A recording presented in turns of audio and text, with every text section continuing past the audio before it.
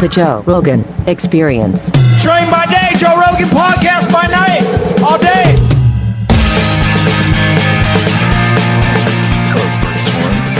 Good to see you, Joe. What's going on, man? Good to see you, man. Thank you very much for that extraordinary piece of athletic equipment you brought to the gym. Absolutely. Is there a photo of that so we can show people what it looks like? Yeah, it should be on the website X Factor. And what is it called? It's called the X Factor. Oh, it's called the X Factor. What is the website? SorinX.com. Go to SorinX.com. Check out the X Factor. So it's actually, pull it up, Jamie. Pull it up, Jamie. Isn't it nice to say that? Gosh, man, It's I'm fun, telling right? you. It's big. So this is the machine. Yeah, it's actually Judd who was here a minute ago. Yeah, it's a brilliant machine, man. The idea that you could push and pull rotational power machine. It really is a genius idea, man. And for things like striking sports, that's huge. Like the ability to push and pull at the same time while stabilizing your core. I mean, that is undoubtedly going to help people. Like, you're definitely going to be able to deliver more power in strikes. Right, because you take the ground force and then be able to put it through, obviously, with the core. That's all three planes of motion, obviously go through your core, and then puts it into either your feet or your arms. So. It's just so unusual that you can do something like that. I mean, I guess you kind of can do something like that with cables, with the cable machine, but that seems better. Yeah, because you have a little bit of a balance component as well. But you're right. Like you're blocking. Let's say you're a right-hander, you're blocking on that left leg. You're stabilizing out the right hamstring and hip. But yeah, especially when you get that little extra extension, I call it the riblets right there, your obliques, it just locks everything in. So I'm interested to see what you come up with. It's pretty dope. And you were telling me that this was originally, like you came up with this idea from an older machine that's not around anymore? Yeah. So we I've been in this industry a long time, and as well as you have, but it's kind of taken a remastered series where we're taking all like the cool stuff that could have been our designs, but it could have been just old designs that are just like kind of lost to the ages. And you're like, hey, that was a cool piece, but it sucked because you had to load it weird, or it was like maybe wasn't as safe as it could have been. And so it's like, let's break the whole thing apart, figure out what was good about it. And then that was like the 8th iteration. We just kept playing with it. And then it was like, when you realize the double axis is what made the user experience cool, then it was like, okay, this is badass. And, I sent that video to you, and then a couple colleges have already bought them. And then Ryan Krauser, the world champion and record holder in the shot put, was like, yeah, like this is all rotational power. How do we turn that on? So, yeah, it's so cool today because there's so much social media, and there's so many videos and YouTube videos of people using equipment. Like 15, 20 years ago, you had to go to a gym and go, oh, what is that? Oh, that's cool. Where'd you get that? How's that work? The big guy in the gym, you had to like go, hey, what's the deal? Yeah. I mean, you and I grew up in the same era where we're going to gyms all the time, and there's a bunch of quacks telling you to do stuff. And, always, yeah. And then there's bro scientists. Total bro scientists. Yeah. And then you just like, hey, if that guy's really good at something, I mean, back in the day, I would, after I'd compete, probably much like you, after I compete, I would get whoever was better than me, and I would offer to take them out to dinner. And I would just go, hey, like I'd feed them beers until they basically told me how they beat me. Just like, well, how much are you cleaning, or what are you doing? Then I would pick up some little idiosyncrasy of training. And they're like, oh, we would do this contrast. And I'm like, what's that? And I would just keep digging and digging and digging. I'd go back and figure it out. Well, I remember when I was competing, they would tell you to not lift weights, which is so hilarious. You don't get muscle bound, Joe. They used to say that. They used to say it will slow you down, and you'll become tight. Yeah. And I remember thinking, like, why don't you just stretch if you're tight? Yeah, so more horsepower makes the car slower? It didn't make any sense to me. It's like they thought that the only exercises you should do is martial arts itself. Just hit the bag, right? Train. Now, when do you think that? Well, you got, Bruce Lee would do. I mean, he did some exercise. Did a lot of isometrics. Yeah. And he had some lifting, but it was always pretty light. But what would you say was when that changed? I think it was Evander Holyfield. Yeah. I think it was Mackie Shilstone trained Evander Holyfield when he went up to heavyweight. And I remember myself at the time, so this was in the 90s, I remember thinking, what is he doing? He's lifting weights. He's going to fuck himself up. Doesn't he know that all these coaches have already figured it out? Right. And then all of a sudden Evander got all these traps and Dude, he shoulders. was trapped and got delted jacked. out. What? He got jacked, Yeah. and he became a legitimate heavyweight. Also, pretty sure there were some Mexican supplements involved. Yeah, he might have gone across the border at times. I'm not. I think it's a It strong was the 90s. The 90s were a possibility. good time. I think it's a strong possibility that there was some help. Because also, like, Yeah. you never heard of anybody testing positive for steroids back then. No. And I know for a fact that some of those guys were on steroids. I would Yeah. not disagree. I know people who know Yeah, people, and I yeah. know. I mean, we're all the same I would world. fucking put it all on black. Yeah. Well, because up until 91, steroids weren't even illegal as a controlled substance. Is Do you that know who accurate? caused it to be illegal? Joe Biden. No shit. Yep, that motherfucker. It was all him. Yeah. You know, Derek from More Plates, More Dates was telling us about it the other Right. day. I'm like, that motherfucker. He did it. that should be alone a reason why. Well, I guess the idea is that people could abuse it, right? Right. Here's the deal, folks. You can abuse almost everything. Sure. This is my argument against online gambling. You know, there's a lot of people that think online gambling should be banned because so many people are losing money on online gambling. Shut the fuck up. Do you know how easy it is to not online gamble? It's so easy. You know how easy it is? I've never online gambled. It makes two of us. That's how easy it is to not online gamble. I'd probably forget my password to Yeah. get into the thing, but yeah. Like, I'm not discounting the Right. fact that gambling is addictive. I personally know gambling addicts. One of my best friends, Dana White, is a fucking gambling addict. He happens to be insanely wealthy, so he can get away with it. But that helps. I grew up in pool halls. I know Yeah. gambling addicts. I get it. I'm not one. Yeah. So it's possible to, like, fucking have some self-control and discipline and willpower. The weird thing, I've never done crack either. Crazy. It's Do you know strange. crack is everywhere and it's a scourge of humanity? I've never done crack. You know, it's really weird. I've never even seen crack. I've seen it. Yeah, weird. I saw cocaine once in my entire life, which is wild based on... That is pretty wild. I know a lot of people, and it's like, yeah, like, did they just think I would just say no to that? Because I grew up in the 80s, just say no generation. But I haven't seen I didn't coke think it was like a real thing. since I was in high school. I've never... Really? Yeah. Which is kind of crazy because I know so many people who do coke. Yeah. But I was at a party in high school the last time I saw someone doing coke. No way. Yeah. In your world. Yeah, my world. Yeah. Well, I don't do anything like that. I don't ever fuck around. I've never done coke. I've never even thought about doing it. Yeah. I've never had the desire because I was around people that were abusing it when I was in high school. Sure. So I was like, okay. Do you think that's because you're such like a strong personality and like kind of role model that people are like, hey, Joe's not into that, like keep it away from him? Do you think they're like respectful of that and just kind of know the deal? They just know I don't want it. Yeah, I think Yeah. so. I'm just not interested in anything that gives me more confidence. I'm not interested in that. I got plenty of that. I like humility. I'm looking for humility. Right. I don't like confidence boosters. Yeah, I don't like anything that gives you like a ridiculous sense of like your Yeah. abilities. Like I'm not. Yeah. I'd rather be humble. Like, Yes. I'm not interested in. I mean, delusionment is a strong suit. If you, Sometimes. yeah, no, and it could get you bound up too. Definitely. Yeah. I think it gets you pretty far, and then your fucking wheels come off. and you're in Speed a bubbles. ditch. It's like when you're skateboarding when you're a kid and you Yeah. Or have you ever seen a guy on a motorcycle and you see when they do that and you're like, no! This episode is brought to you by The Farmer's Dog. Dogs are amazing. They're loyal. They're lovable. Like, just having Marshall around can make my day 10 times better. And I'm sure you love your dog just as much, and you want to do your best to help them live longer, healthier, happier lives. And a healthy life for your dog starts with healthy food, just like it does for us.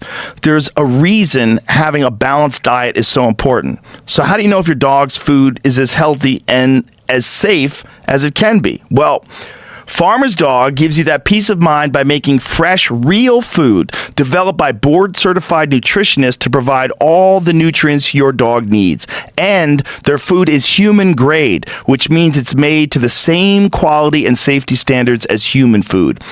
Very few pet foods are made to this strict standard. And let's be clear, human grade food doesn't mean the food is fancy. It just means it's safe and healthy.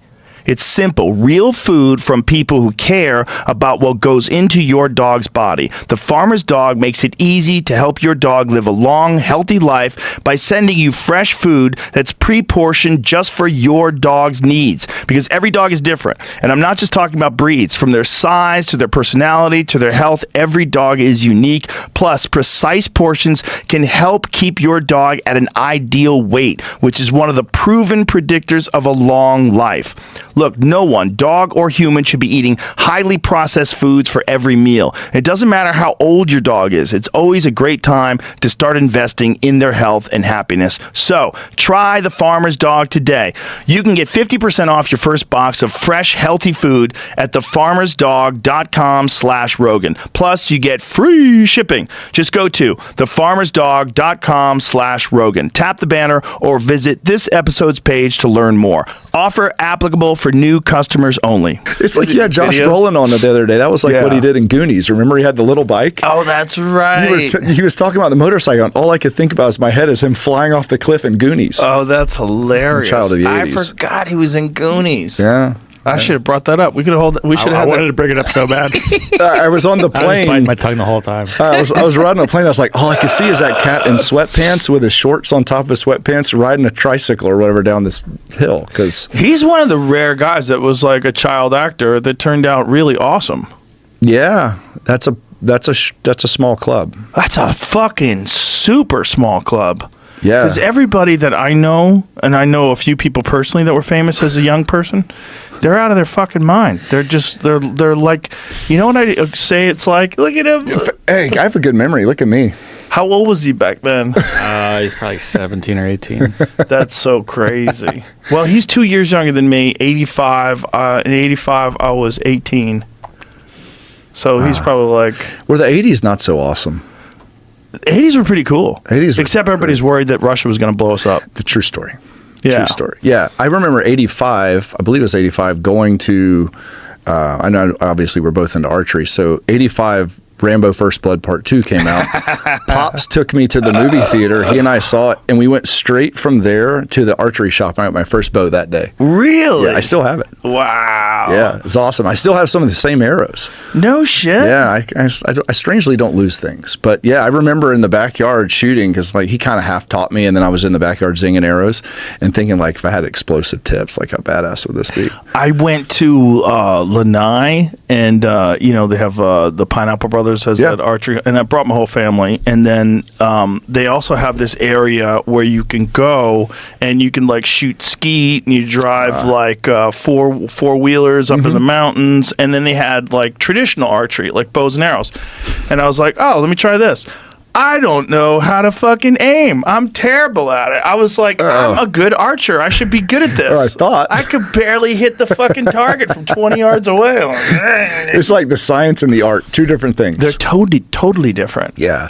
I've always said like the guys that are traditional hunters, trad guys, they're either weirdos or they're absolute killers. Right. It's like Aaron Snyder type dudes. Yeah. Who are so good at compound archery, they get tired of it. Yeah, or they're weird guys that smell like sausage and live in their mom's basement. And they're like, you're like, I know you do that, but you probably go to like Ren fairs and stuff too. So I'm not sure what's the deal is. Well, at Archery Country, the local archery shop here in town, whenever I get a new bow or I get a new sight and I have to sight it in, we go to they have an indoor range. And a lot of times in the indoor range, there's these dorks, sorry folks, dorks with recurves, and they're at 20 yards. Their spread is like my arm length. Like It's wild. They're barely hitting the target. It's like, wild. Don't do that. This is stupid. Yeah, you don't shoot like a cardinal direction. I'm shooting east today. Well, when they get good, like I've seen Snyder he's make such a groups badass. at 40 that are like the size of a silver dollar, but most people struggle pretty hardcore. Yeah. But they say also that if you do want to hunt with it, you have to practice every day because it's almost like throwing a ball. Like, you know, if you're throwing a ball, you know how much the ball weighs because you've thrown it a bunch of times, and you have like this muscle memory that if I throw that hard at 20 yards, I'm going to hit that thing. Yeah, it's like a quarterback. Like quarterbacks, I know a couple of my buddies who are college quarterbacks. They're all good trad archers because they kind of like have that hand-eye spatial. They know the memory. curve. Yeah, but you got to be on that. My buddy got into it. Brandon Lilly, power lifter. He got into it, and all he hunted with for a couple of years was trad. And that cat went to like Argentina and Africa, just nuts in a sack with it. He's like, no, I'm going to trad bow. I'm like, okay, man. I'm always like, do you hate accuracy?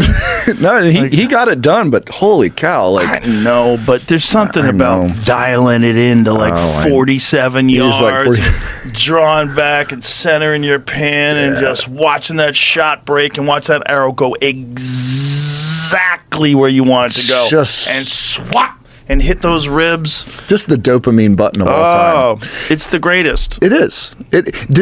Can you see the arrow? Does it slow down when you shoot at animals like it does for me? It looks like there's no way this arrow is ever going to get to. It's like everything in my brain. It's like that book, The Rise of Superman, when you go in a flow state and like everything speeds up in your brain. So actually, the perception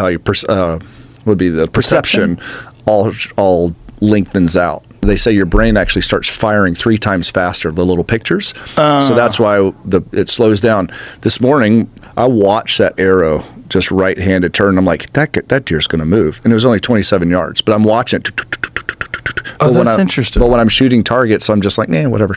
And it I don't seem to think that. No. Really? No. I always think it takes forever to get to the animal. No. I'm trying to think of when do things slow down for me. No. Jiu-jitsu?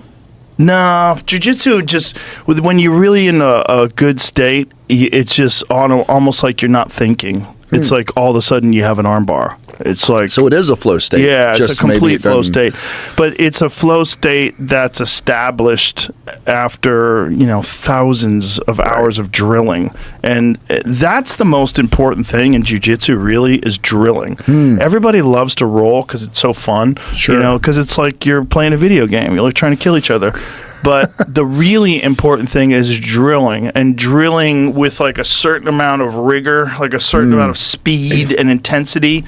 You're not trying to hurt each other, but you're drilling with like intention so that your body is completely accustomed to these movements. Like your body recognizes these movements and like, you slap that elbow, grab that armpit, get that arm drag, and you get the choke. It's almost like it happens before you even know it's happening because your brain is so it's just wired in there. Your whole nervous system knows exactly what to do. It's like a cascading effect, like an if-then kind of deal. Now, like, is that super slow drilling and then you just go to speed?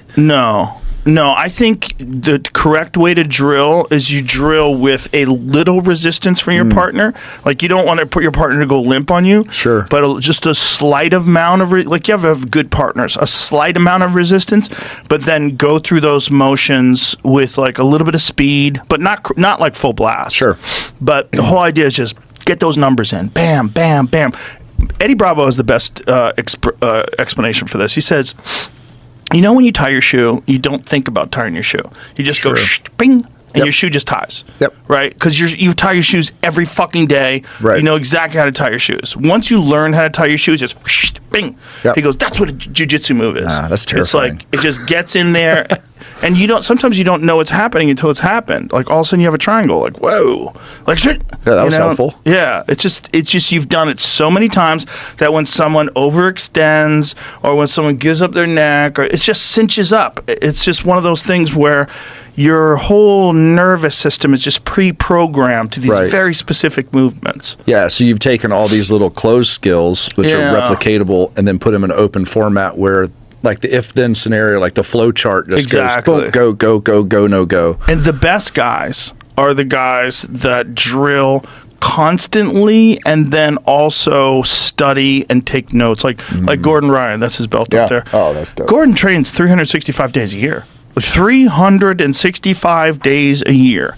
And So it's he doesn't breathing take for any him. days off. He doesn't, and he trains all fucking day long. So if you want to beat him, good luck. Because you have to catch those numbers. You have to bypass those numbers somehow. It's not like he's not talented. It's not like he's not intelligent. It's not like he's not physically strong. So he's got all those attributes already. Right. And then you have this insane work ethic along with dedication to technique.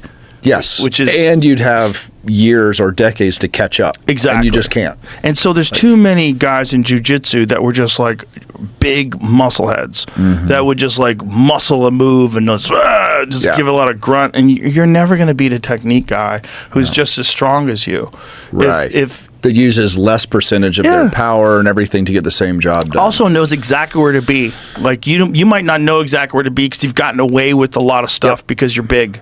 You know, because you're big and you're strong and you've pushed through stuff like big guys on their back.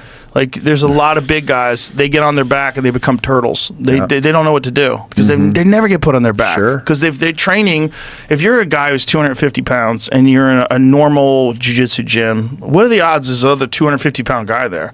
Most guys are 190, 200, maybe there's a 210. Right. There's not a lot of really But a big 6'3", guys. 250, this ain't It's happening. rare. Yeah. It's rare. So you usually can push these guys onto their back, and that's easier to do. So you probably do that more often, and you like smashing people, so you smash all these people. But the problem is then you never develop a bottom game. You never develop a guard. You never develop ability to get out from under a big guy and do it technically. You know, Sure. get that underhook, like, you know, go work for a deep half, like figure a way to get back up to your feet. You're just always used to like overpowering people, and then when someone's bigger than you, you're fucked. Way. You're fucked. So were you always strong? Like, Well, I was always strong, mean, but like I didn't lifted really weights start and lifting strong, like- weights okay. until I got into jiu-jitsu. Okay. I mean, I always lifted a little bit of weights. I always Sure. worked out a little bit, but I was more into kickboxing than anything. Sure. But when I started doing jiu-jitsu, I was like, oh, being strong is like a big advantage. Yeah. It's a huge advantage. Yeah. Which is interesting because I was watching this video where these guys were talking about this, these wrestlers, and they were saying that wrestling has always acknowledged that power is really important. But for some reason, jiu-jitsu, they would like to pretend that it's not important, that Interesting. technique is everything. was it cultural from where it was? Like Well, with the Gracies and with like, I is think that a thing? technique is more important, right? Because if a guy doesn't have technique and he has strength and you have technique, you can beat him. But you can't discount really effing strong. Right. But you Like, that also solves a can't lot of stuff. discount a guy who's really fucking strong with technique. And Yeah. they're not mutually exclusive. No. Like a lot of guys who are really fucking strong also know how to grapple. And that's Sure. a giant problem. Now, is there, like in the throws world, we always talk about like technique, speed is everything. Explain to people what you're talking about when you say throwers world. Like, yeah, so I'm one of those nerdy guys that picked the sport that's like the least paying sport of all time. So I was a hammer thrower. So it's like a shot put, steel ball, 16-pound steel ball on a 1 meter, 3 foot long wire. It's what you see on the Olympics. They spin around really, really Yeah. fast and yell and scream and always make like the highlight reels of guys that scream. Where did that come from? Was that a weapon at one point in Yeah, time? yeah. So they actually in Scotland they would use, it was a hammer they would literally have like for agrarian society, and they have a cylindrical head on it so they could use it every side, and so that became a way to train for battle because the Scottish weren't allowed to have weapons. Oh. Yeah, so they would start throwing stones After and the Braveheart days? yeah, or during those days. So they weren't supposed to have weapons. So they're like, F this, we're just going to take all the stuff we have and stay strong, stay ready. And then actually their stone was called the clacknart, which meant stone of strength. What a great name. It's a wonderful name. That's a Viking name if I ever heard one. Viking. Clacknart. So tell me how badass this is. So like each family, like the Rogan family, like you're the patriarch, right? You'd have your clacknart up on the mantle or whatever it is. So at your family outings, whatever outings those may be, all the men, very much like in Braveheart, they would go and throw it. The guy who throws the clacknart, the family stone the furthest, is kind of like the dude. Like he's like, all right, now my son has surpassed me. He's shown he's a man now. Right. Here's the wildest part. This gives me chills. So they would, if they went off to battle, they would take their clacknart, their stone, and on the way out of town, they would all put it in a pile. And this is called a cairn or a cairn. So they would put it in a pile. So if they did not return to battle, they had placed their own monument to their town of their sacrifice. Whoa. So could you imagine? So when you go past these old towns and there's a pile, you're like, a lot of guys didn't come home. And those piles are still there? When I was in Scotland, they did say a lot of them are still there. I was competing when I did Highland Games, Scottish Highland Games. And it's wild. So, like, you think about it, you're like, man, you're literally kind of placing your family's stone of, like, I'm going off, and if I don't show up, like... Dude, I was in Scotland last year, and there was... What part of Scotland were you in? God, I wish I could remember. I'm not exact. Up in the Highlands, like all the rural stuff? Something or another. Aberdeen? I went with some friends, and they took us to this place that my friend owns property out there. Naturally. And when we went there was a stone circle that is way older than Stonehenge. No way. Yeah, and it's just sitting there. So a lot of stuff in Scotland's just sitting there. It's just sitting there in front of this dude's house, and you can go and stand on it. I was like, this is crazy. And it's got like a little monument on it, but no one's stopping you from like walking around on it. And they're not big stones, they're like small stones. But this stone, they're like, I'm like, who made this? I was asking the guy that we were with, he's pretty knowledgeable. And he's like, no one knows. Wow. It's just left laying around. Yeah, so like Scotland, there you go. Is that it? No, that's not it, but it's kind of like that. It wasn't nearly as high. They were smaller standing stones. And it was, and there's a bunch of them like laying around. Like there's a guide stone on the ground. I'm like, how old is that? Wow. Like that's probably like thousands of years old. Wow. But nobody knows. Like they don't know who made the stone, who put it there. It's just a guide stone. Like so, if you were on a trail through the Scottish Highlands, you would find these rocks. We're on the right place, lad. And this is fucking stone that's been there for 3,000 years or whatever. Like they don't even know how old it is. And it's just sitting Isn't that there. so cool, though? But it's the crazy thing. It was like across the street from this guy's house. So he's got like this normal house, and there's a little street. And then across the street from his house is this stone circle that's like, who knows how fucking old. That one? Nope, it's not that either. Yeah, they have like the other stones of strength there. The They have a Inver few of them stone. that are older than Stonehenge in Scotland, because all three of these I pulled up. God said they damn. are. How Maybe weird. you were Look just at really that. high. Maybe you were in actually England. Oh, I was totally sober. Look at that image right there. How weird is that one? Cool. The Ring of Brodgar. How do you say that? Brodgar? They have some sweet names over there, too. Brodgar. The Ring of Brodgar. Like, what did they do in that ring? How many goats died in that ring? A lot of fights. How many fucking people got sacrificed in that ring? I mean, thousands and thousands of years ago. So cool. The stones over there, like a lot of people go over, a lot of strongmen, they'll do like the stone tour. So they'll lift the Denny stones and the Inver stone. And the Inver stone, I lift that. That was in a old lady's garden. Right, there's like a stone. It's like a 200. Yeah, it's like a 265-pound like big egg stone, and like it's just laying around. It's literally in this lady's garden. It's called the Inver stone. And people go there. People go there, and Ma'am, can I go lift your rock? So it's 100% what happens. Really? Yeah, we were over there competing. The U.S. team, we were over there, and like all the Highland Game guys were like, "Let's go check this out." And we all lifted it, and she invited us in for tea. She's like, "Well, we'll come and sign the book." And you look in the book, it's like Bill Kazmaier was here, so and so was here. You're like, "Oh my gosh!" Like the greatest strongmen in the world had come as a pilgrimage to lift this stone, and then they signed the book, and you're like, so weird. This is awesome. And then across the street, There it is. Yeah. And then How do you say that word?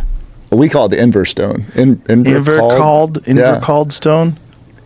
Yeah. It seems like it's almost been like honed. Well, that's Doesn't it seem like it was polished to that size? chipped. There you go. That one's outside.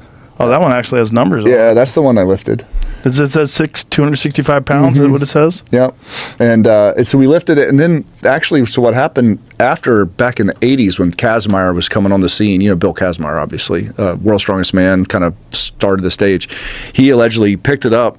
It was the man thing. If you could pick it up, he picked it up and carried it across the street and bellied it up to the bar and laid it onto the bar and had a beer. I would be mad if that was my bar. Like, Right? bro, Oh, he fucked chipped the up crap my out of the bar. It did. I was there. I was like, yeah, that's where Bill chipped it. This is badass.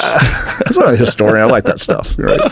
So we traveled all around, lifted all the stones. It was cool. But anyway, a thrower is a person who decides to do a sport that doesn't pay a lot. No, I'm just kidding. But it's a shot put, discus, hammer, javelin. It was all those original Olympic sports that were all weapons. And so that'd be a good sport if you're a trans woman. To get into. you would dominate. Oh, if The regular chicks wouldn't have a chance. Oh, I'm at 48 years old. I could still throw the living crap out of a woman's implement if I wanted to. It'd have been a great move. But yeah, I was a part of the track and field. I got into it in college, kind of a weird Forrest Gump-like story, and it changed the course of my life. Have you done lift, run, shoot yet with Cam? I haven't done it with Cam. No, we played around and done some stuff like that at my farm, during. You should do events. his podcast, the Lift Run Shoot Show. That'd be great. But it Heck makes yeah. you carry a rock up the fucking mountain. I went up Pisgah with him. I haven't carried the rock, and but I'm sure you've done It's like Pisgah. the Cam Rock. That's insane. I haven't done Pisgah. I'm not doing that. Fuck out of here. That was rough. Yeah. That was rough. I started running. I'm not a big cardio guy. Not interested in going anywhere where that guy's running. Dude, he is as advertised as a badass. Like, He's he a is complete psychopath. Legit. He's one of my best friends. He's a complete psychopath. We all got running, and then he kind of left me, and then like he got to the top and then did his dance, and then he came back down and like, hey man, and it was very remarkable. Like he goes, all right, why do I do this all the time? He goes, if we crested this corner right now and you saw the biggest bull of your life at 70 yards, could you make the shot? And I'm like, bro, I'm looking out of my ear hole right now. Like, I'm screwed. He goes, that's why I do this every day. I'm like, Yeah. I'm tracking. He's also addicted to exercise. He's addicted to cardio. Yeah. I think me there's not so much. a state of mind that a lot of those distance runners get in that they get really, really addicted to. And there's a runner's high. Like the runner's you experienced euphoria. that? Oh, yeah, for sure. Yeah. Long cardio sessions. Yeah. I never have. I've tried it, then I just Really? either get bored or mad at cardio. Then I go and lift weights and throw Well, things. you've got like that power, strength, throwing background. It's like, it doesn't really benefit you to be really into cardio. Yeah. It actually probably would diminish some of your strength. Like heavily. Yeah, Greg Yeah. Glassman back in 2007 when I was throwing Highland Games, he was like, well, you got to do cardio or do a CrossFit. And I was like, why? And he was like, no, it'll help your throwing. I go, Oh, the CrossFit guy? Yeah, that yeah. Doesn't look like he works out at all? that's the one. Yeah. Yeah. I'm not taking advice from you, buddy. Well, I was sitting there and I was like, I'm 265 pounds. He's like, you should do CrossFit. And I'm like, I'm trying to be the best thrower in the world. And that has nothing to do with any of this other stuff. Yeah, I have a golden rule when it comes to taking advice. I don't take advice from anybody who looks like shit. That's sound advice. If you look like shit, I'm not taking advice. I know he had like some physical problems, right? Yeah, Like something's but- wrong with him or something. But the bottom line is, unknown and unknowable was not my sport. My sport was extremely known and extremely knowable. I know the Olympic trials are on this day, and I need to show up and Yeah. go really far. And also, if you want to be a power lifter or if you want to do some just completely power focused exercise, Correct. It does not benefit you to spend time getting in like extreme cardiovascular shape like you do need to do what the kind of running that Cam does. Yeah, and it's not even not beneficial; it's detrimental. Right. I mean, we would joke like, "Why run when you could walk? Why walk when you could sit down? And why sit down when you could lay down?" Like as throwers, that was what we would do, and we would lay down every chance and eat every chance you get. And then we were Right. like, "I'm going to stand up and do something really hard and fast for 3 seconds, Right. and then I'm going to go rest for a while. Yeah. Call me when I'm back up." Yeah, I mean, there's fun. different things have different requirements. But if you want to be a mountain elk hunter, what he does is very beneficial. I just Extremely. can't run. I have a bad left knee that's been really bothering me the last few years, Yeah. and I just twisted it again this September. Yeah, elk you were saying hunting. your sciatica was a little tweaked up. That was another problem. That was from getting old, Joe. overuse of. No, it's just being stupid. That's overuse of archery. So I What? was because I have 2 bows. I have a bow that's 84 pounds and a bow that's 90 pounds. So I'm pulling these 90-pound bows 100 times a day. Are you shooting every that day? many times a day? Oh yeah. Good for you. Oh yeah. Oh, you have to. For that moment when like a fucking giant bull walks in between the trees and you have a 70-yard shot, you have to 100% be confident that you can make that shot. And so I'm shooting at 84 yards over and over and over and over and I'm obsessive. But the problem was I developed like tendinitis in my lower back. So it's overuse from the stabilizing, from like holding yourself. So it's Really? the pulling. Well, I'm sure that's it, but it's also holding it right there in that Sure. position, and it's all in my right lower back. But it's much, much better now. I started doing this thing called New Fit. Okay. Talked about it the other day with Derek, where they're doing electrical muscular stimulation while you go through exercises. It's really helpful. Really? Yeah, it's been 3 It's like weeks. a microcurrent or more like a It juices you up. Like it's all the muscles contract. like stem kind of thing. Yeah, but it's Tens. very strong. So this is, and you can crank up the intensity. So this is some of the shit. Like if you Okay. saw Mike Tyson when he was training for Jake Paul, he was doing Yeah. that. Like what I think it's really good for I don't know if it's good for a lot of these things, but it's really good for rehabilitation. Sure. For rehabilitation, I think there's tremendous benefits to it. And I bet there's some benefits for athletes for working on specific things and doing it while you're getting juiced up. But man, for me, it's helped me quite a bit. Pretty quickly too, like 3 weeks later. Was it later. on that specific spot, or are they firing something else to balance it they're out? firing a lot of different parts of your back. So it's like both sides of my back, my obliques, my core, and just going through a bunch of rotational exercises and a bunch of different things to strengthen lower back. And just, you're getting a lot of blood flow through there and stretching it. And I was getting pain and I was like, shut up, pussy. And I would just ignore the pain, and then it just got bad. Yeah. It got bad to the point where my hips were getting kind of numb. And when I was hiking up hills, like in October, when I was hunting in October, it was bothering me a lot. I was like, okay, I've got to really do something about this. Yeah, because you could be, talk yourself in or out of something really hard, but if it's something that's just going to be chronic, you're like, well, I'm screwing myself. I was turning myself. it chronic, Yeah. but it's a lot better now. Good. It's a lot better now, and it's only been 3 weeks. Oh, that's great. Yeah, my knee is still fucked, but not totally. It's What's the mostly knee from? soft tissue. I twisted it. I twisted it crossing like slippery ground in September. And I've had a lot of problems with it. I've had 2 knee surgeries. I had my ACL reconstructed. I had a meniscus piece removed. And then when I was skiing, the last time I skied, last and final time I ever ski, this lady who didn't know how to ski, and she like slid into the trail, and I had to try to not hit her rather, and I wiped out, and I got what's called the insufficiency fracture. So it's the bone fractured at the top of my shin, my fibula, or my tibia rather, right where the cartilage is. And so, that created quite a bit of pain. And then I twisted it again one time when I was about to get on stage. It's hard when to play off. At Stubbs, I was going to Stubbs, which is like this outside concert venue, and I was looking at my phone to turn my voice recorder on so I could like record. And as I was doing that, I twisted my knee on this concrete step, just yanked the shit out of it to the point where my leg was shaking where I was on stage because I was in pain. It looked like I was super nervous, but it was really just pain. Because I think at this point you get super nervous on stage when you're talking. Right? No, once I'm up there, I'm not nervous at all. Do you still get nervous beforehand? I get excited. Yes. I think anything you do that you really care about, you should get excited. Yeah. I used to call it my national leg when I would go to national championships in the hammer.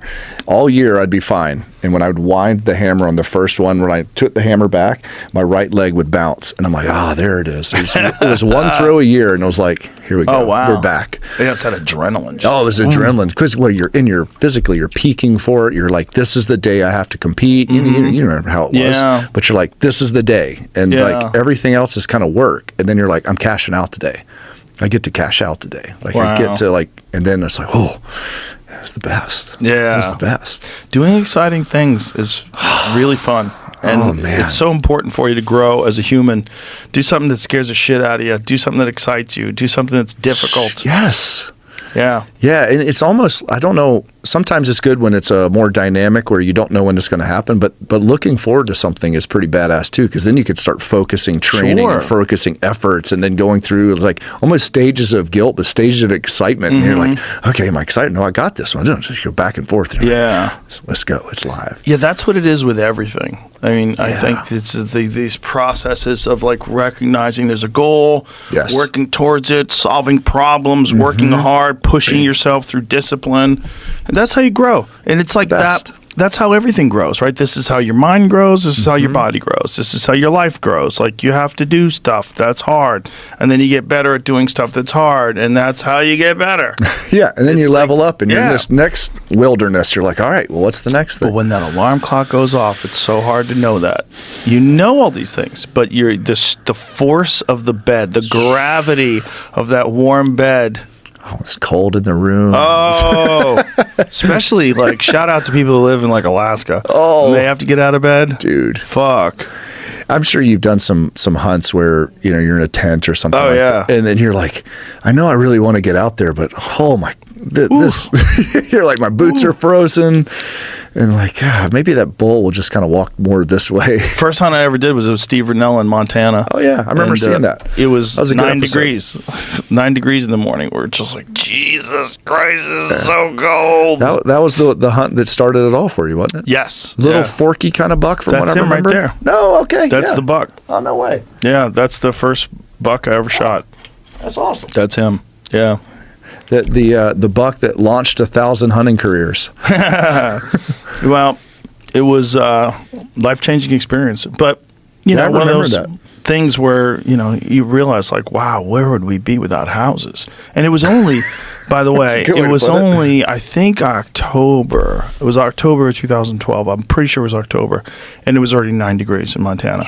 Like, what was it like in February for these poor fucks? What's January like in the morning? And you're in a tent? Bro. Fuck. Well, it's like Josh Smith up there at MKC has talked about. It's Mm-hmm. like, yeah, everyone loves Yellowstone. Y'all about to find out. In February, he's like, everyone wants to move here. He goes, stick around. Yeah. It's going to get live here in about January or February. How many people got super confused by that show and bought a house there, and they're like, what is this? Why is the ground solid? Exactly. Oh, I love it. He's like, this is fantastic. Especially someone who's never lived in the real north before. You don't know what happens when your ground freezes. The ground is a piece of rock. Like, so if you And your fall food on it, freezes. it's a You're rock. like, Everything freezes. Yeah. Oh, that's a whole different animal. It's a different way to live, that's for sure. But, you know, I was talking with this gentleman yesterday, Rick Strassman, Oh, who's cool. a scientist. But we were talking about the time where he was living in Alaska, and he lived in Southern California, and then he moved to Fairbanks, where it's 39 degrees below zero. Oh. And he's like, what the hell? And then it's dark for like 10 hours. Everyone's depressed. And they have Yeah. the vitamin D Or lights. we're not dark for 10 hours, rather. It's only light for 4 hours. So it's Right. light for 4 hours. So it's dark for 20 hours. Yeah. Fuck that. Have you've been to Alaska a yeah. lot, I would think. You like it? Sometimes. I like the people up there. They're hardy. They're That's a good way to put different it. kind of human. Yeah. Yeah, I was at a Battle tested. They are, and everyone wears extra tough boots. Yeah, you don't want to get caught outside with some fucking bullshit flip flops. Yeah, and if your boots are too clean, you get made fun of openly. They're like, Right. "Hey, nice new extra toughs." Like, Cool. you know, you're friends with Tyler from Archer Yeah. Country. Tyler's always walking around everywhere with flip flops. Bro, that guy hunted yesterday in shorts. Yeah. Yeah, Yeah, he's a different he kind killed of a dude. deer in shorts. If you're in Alaska and you have flip flops, you're gonna die. Your feet are gonna True. freeze off. You're gonna have no feet. Yeah. Like, you need Yeah. boots. I was out at a bar out there. We were in Homer, Alaska, and we were playing pool and jacking around. Where's Homer? Homer is they have this big spit that comes out. I don't know. It's in Alaska somewhere. How far up there? far? It's all far. Alaska's big, man. I don't know. When you see how big it is and you like Yeah. lay it over the country, Jamie, you where's realize Homer? how much we stole from There it the is. Russians. Of course you'd have that. There yeah, it is. there it is. So we were, yeah. God damn, Alaska's big. It's so cool, isn't it? So we were on that like big spit. So we were on that bay, which is crazy. And yeah, so we were down there, and we were at a bar goofing around. And I remember I walked into the bathroom, and I was like, I just kind of noticed. I was like, wow, there's no mirror on the wall, whatever. It's like, oh, that's kind of interesting. And one of the guys was like, yeah, there's no mirrors in the bathrooms in Alaska because it doesn't matter what you look like. You better just be capable or you're going to die. And I was like, what a cool place. Like, he's just like, no one cares what you look like here. Everyone's hair is all froed out and they're dirty and oily and greasy. He's like, yeah, that's the flex here if you can make it. That's interesting. Yeah, I was like, oh, what a cool. But yeah, we were sitting in that bay looking across the bay with a pair of spot airs and looking at tracks and seeing animals across the bay like 19 miles away. It was crazy on that white snow. It was wild. I never thought you could see that far with a spotting scope. No kidding. How much magnification is 90? Oh, wow. Yeah, some monsters. But big still, old it was like, Swarovskis. yeah, a big Yeah. swirl that you could see, you know, all of Elon stuff up in space with probably. Imagine those poor fools that had to hunt with traditional bows, no binos, no spotting scopes. Dude, did No, anything no got wind killed? checker, no No range app. finder, Didn't have the no app. apps. I have apps. I have everything. Oh, yeah. I have a range finder that syncs up with my app. Of course you do. Man, I haven't even set it up yet. But Do you nerd out on all that stuff like I do? I do. See, here's the problem. I have a Loophole rangefinder. I really like Loophole's full draw. Yep. The Used it reason this why I morning. like it is because it'll show you the arc of your arrow. Yes, that So this is little how line. nerdy it is, folks. So my arrows go 294 feet per second. Okay. How And heavy? These are 475 grains, and you calculate all this stuff. You put all this stuff into the rangefinder, and the rangefinder knows exactly how heavy your arrow is, exactly what the peak of it's going to be as it comes off your bow, how fast it's going, and it gives you a line. So Yes. that line. So if I'm shooting through a gap in some trees, and I actually did this a couple years Did ago. you? I actually did it when I had a Garmin rangefinder, right? So the Garmin is a range-finding sight, which is pretty badass. I've always wanted to play with It one kept of those. fucking up though, Yeah. and apparently they're getting better. But Electronics. they fucked me a couple times, and it would fuck me on my range. Like I'd be at full draw on my range, and I know it's 84 yards, and I press the button, and I'm not getting a range, and I press the button again, and I'm not. So you would press the button, and it would give you a red dot. Right. When it works, it's the greatest thing of all time because Sure. it's like a pistol. Like you see Yep. that red dot, that Yep. clear lens, and then that dot. It's the best sight picture Sure. of all time. Of all time. Yeah. Everything else, like the post or the In the side way, post, yep. they get a little in the way, just a touch. Not bad. I can deal with it, you know. But that red dot was fucking amazing. So I shot this. I'll show you the bull afterwards. I shot this big bull, and he was coming through this gap, and I wasn't sure if the arrow was going to make it there. So I pulled out the second rangefinder, and I clicked on that, and I got the height of the arrow. I knew I could make it, and then I used the rangefinding sight. So A man that knows his tools. the opposite of these guys with their traditional bow, poink. Yeah. Like Right. I'm using technology. Sure. So the new Loophole, though, the problem is it doesn't have this height thing in it. But the new one, when you range an animal with Onyx Hunt, so Yep. you range the animal and it puts a pin down where that animal is. Yep, I actually had I was one of the test subjects for that. They sent Oh. me, probably 2 years ago, I was hunting at Deseret with it, giving them feedback. We found a mule deer the day before, and I ranged him, marked him, and we went back the next day, and I shot him at 14 yards. That's crazy. It was awesome. That's crazy because you can go back to the actual spot where he was. Yep. Yeah, it threw it off to my phone, and is like I can't remember what it's called. It's the range, but it has like the LF Something 500. 500, yeah, something like that. See if you can find it, Jamie. Yeah, it's pretty dope. It's super cool. I love Loophole shit. I just wish They're their awesome. glass was as good as Swarovski's. Yeah, Everybody, I say that about everybody. Like Vortex makes awesome binos. For the money, you can't beat them. Especially their HDX series, those the really high end ones. Those Sure. are fucking great until you put it through the Swaros pick up those NL Pro. Pures, and you're like, fuck. Yeah, you're like, yeah. It's almost like I wish I never looked through them. Oh, it's That's it. yeah, that's it. The right there. RX 5000. Yeah, that thing is badass. It's pretty dope. So it syncs up with your Onyx Hunt. So you could Yep. show you how it works there. So what's really good about that is not just you know where you hit where the Yep. animal is. So if you have to go around somewhere and get back to him, you'll be able to get Right. back to if you're trying to get away from the wind. Well, the spot and stalk is so nice because we were hunting mule deer in Arizona, and same thing. You're circling around, and your depth of perception. I've been 200 yards off. I feel like this is more designed though for the rifle hunter, and this is like they're even showing guys like going 2,000 yards with this thing. I feel like for the bow hunter, they just need to add maybe it'll just make it too big, but add that height of arrow technology. I don't know why they wouldn't put that in there. Yeah. Because I can't use it. I need that. That is so huge That is for elk big. hunting. Yeah. For me, it's like gaps or everything. I want to be able to be sneaky and just make my way around a tree. Just give me this. Give me Yep. this much. And if I know that the Yep. arrow's never going to hit the top or the bottom, Done. I'm golden, and I have There. full confidence. Because otherwise, it's a mind fuck. Because I'm sure you've had arrows hit branches before. Oh, yeah. It sucks so hard when Yeah. you whack.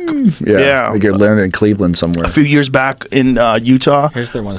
That one I had Yeah. pulled up had a I was using TBR the was made for ballistics. 4, I think, this Yeah. morning. These are all for archery. Yeah. Yes, the TBRs to the right. Yep.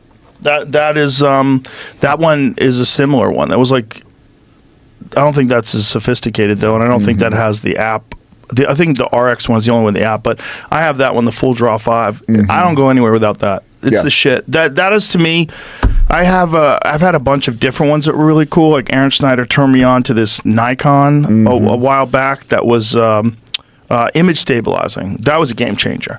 That's a big deal because you could really like get the it rangefinder right on the animal. Yeah. Okay. Image stabilizing rangefinder. Yeah. I used image stabilizing binoculars. Have you used those SIG ones? I've used cams. I tried Dude, that. those things. Pretty dope. I'm running 16s. Yeah? Oh, right, because you could just hold them. Because you just hold them. I mean, I've run Swaros since 1999. And I started leaving mine at home because I like the SIG so much. And they did the new HD, so it has a better glass. Now, it's still not as clear as Swaros. I mean, that's just... But because you could stabilize, I could run 16s. And I'll run 16s in the woods because I could just peer through everything and like, boom. I ran 12s in the woods this year, which is a little too much. When you're not hand stabilized. holding. I usually run 10s, but I like sometimes 10x42s. Yeah. Sometimes when you're looking at something that's really far off, you're like, I don't know if that's a good bull. Is that worth chasing? Yeah. The 12s make all the difference in the world. But what I do is I grab my baseball hat. I learned this trick from Remy Warren. Oh, that's a good idea. Yeah. So what you do is Remy's a killing son of a gun. He's a killing son of a mother. You clip that sucker down tight so your hat's on tight, and then I'll do this, and I'll hold my binos right here. Or take my bow and put it here, and then stack it on top of the bow. Press the bow up against your chest so it's not going to go anywhere, and then stack it on top of the cam of the bow. A lot of guys do that. Sure. But Remy taught me this one, and I think this one's super legit. Just hold on to your hat. Super fast, too. Yeah. And you can tuck your elbows in like this, and you can really keep it stable. If I couldn't do that, I wouldn't use 12s, but I don't think I'm going to use 12s anymore anyway. Really? No, I think 10s are the way to go. And maybe even 8s, because you get a bigger field of view. Yeah. Because a lot of times I'm seeing stuff through trees, and I'm sneaking around. Like, I like to, I'm a big spot and stalk guy. I've tried a bunch of different hunting. I've tried ground blind. I tree stand hunted with Dudley. Yep. That, you can go fuck yourself with that. Sitting in those trees all day, fuck that. I am way too ADHD for that. You'll find out if you're crazy. Oh, I'm crazy. Yeah. I'm definitely crazy. Yeah. I don't like it. I don't like being up there in a tree like that. Here's my question, though. I was just in Missouri. I went to our farm. I was there 6 or 7 days, and we sit, 30 minutes before to 30 minutes all day. Yeah, you have to. But I would think with as many people as popping on you and all this, like, it was nice because for me, I'm like, I'm quiet. I could just be. Yeah. I enjoy that part where I could just unravel and think through problems. But yes, you go crazy and then you burn out your phone because you're like, and I'm going to search for the dumbest things possible. I'm going to buy socks. 100%. You're just sitting. Also, you don't realize, like, if it's 30 degrees out, like 30 degrees is no big deal. Yeah. You can walk around 30 degrees. But as soon as you're sitting there, dude, at 30 degrees, you get so fucking cold. So you're not moving, so you're not generating any heat at all. Yeah. So then you're in this stupid body warmer suit that zips up. Yeah, you're like in a big Snuggie. It's a big old oven, and my hands are in here. But the problem with that is if a deer comes in, you got to all the stuff. Make all that noise. You got to get out of it. All this movement. Grab your bow. Yeah. So you really shouldn't do that. So you try to go with a puffy, but you're still freezing. So then I start doing Bruce Lee exercises while I'm up there and fucking. One thing I realized, I was so cold, I had a hard time pulling my bow back once. Yeah. I was going to shoot this deer, and I was up in that stand for like 4 or 5 hours. Yeah, in Iowa. Oh, yeah. And I go to pull that bow back. I'm like, Jesus. Well, because you shoot a 90-pound bow. Yeah, but I was so cold. Part of it. Yeah. Oh no, I'll sit there and just do like. Like I had a 95-pound bow for a while. I remember when he made you that one. I couldn't draw it on my knees. I had to stand up. You know how I found that out? Because I was on my knees right behind a bush, and an elk walked behind me. I'm like, fuck! God damn it! You're like, this is super And I was helpful. in a weird spot too, where I could only lean on my left leg too.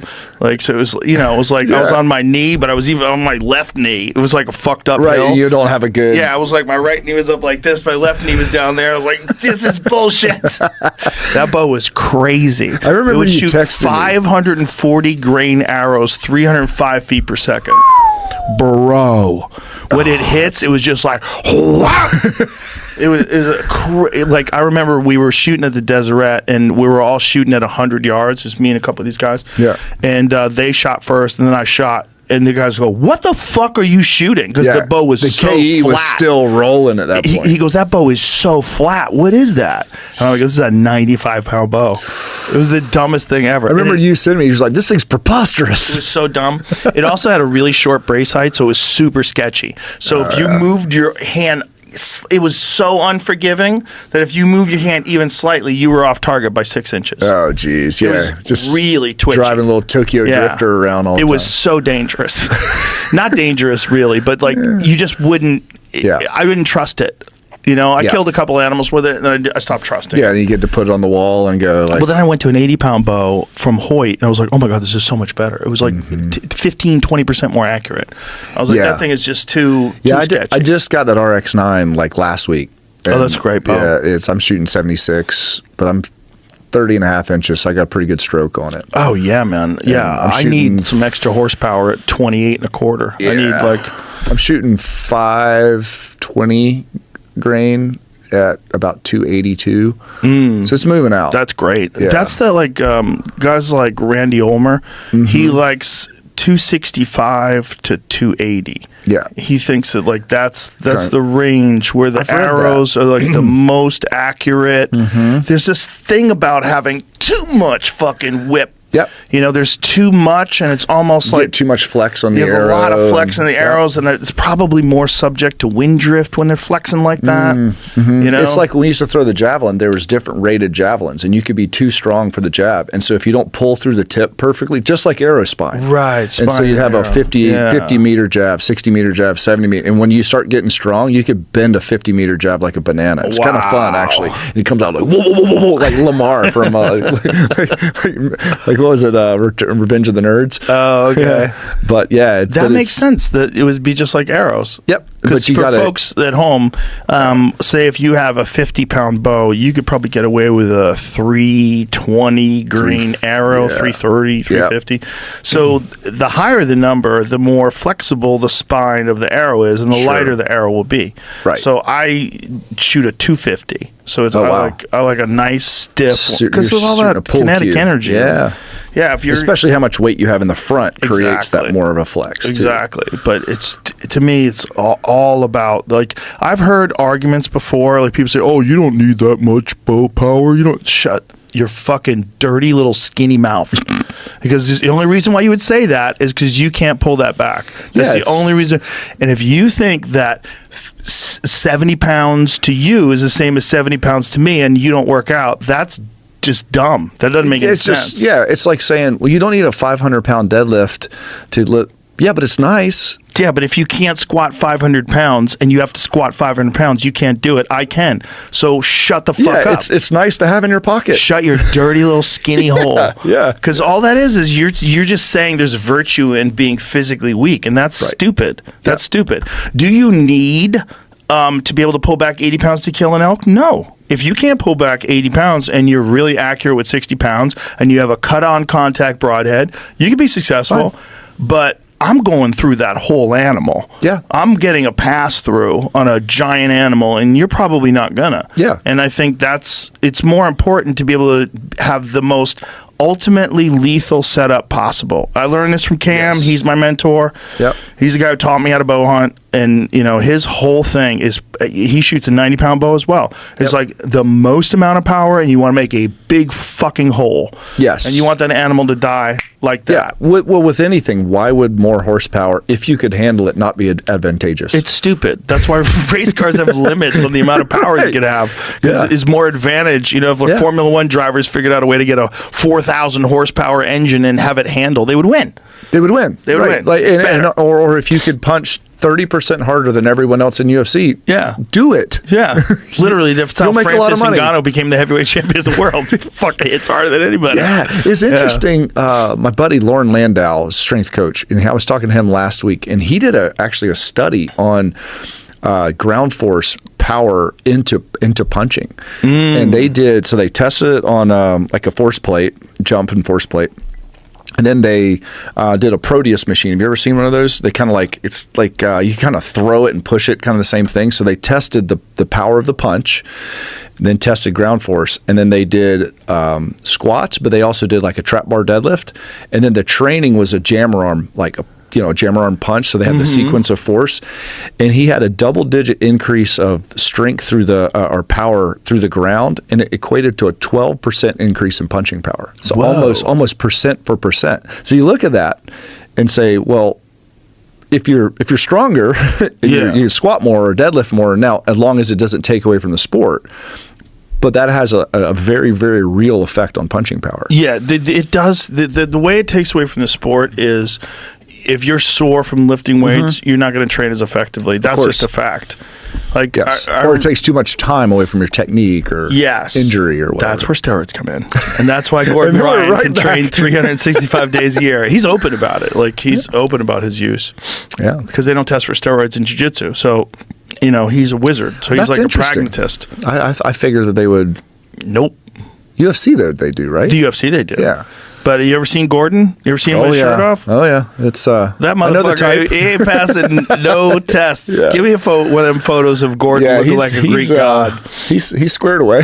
Yeah. I mean, when you have that, and then you have a genius level IQ, and then on top of that, fuck out of here. It's pretty typical. This big shit-eating grin on his face, and then you have a guy who trains 365 days a year who also works on technique constantly. That's how you have the greatest of all time. Yeah.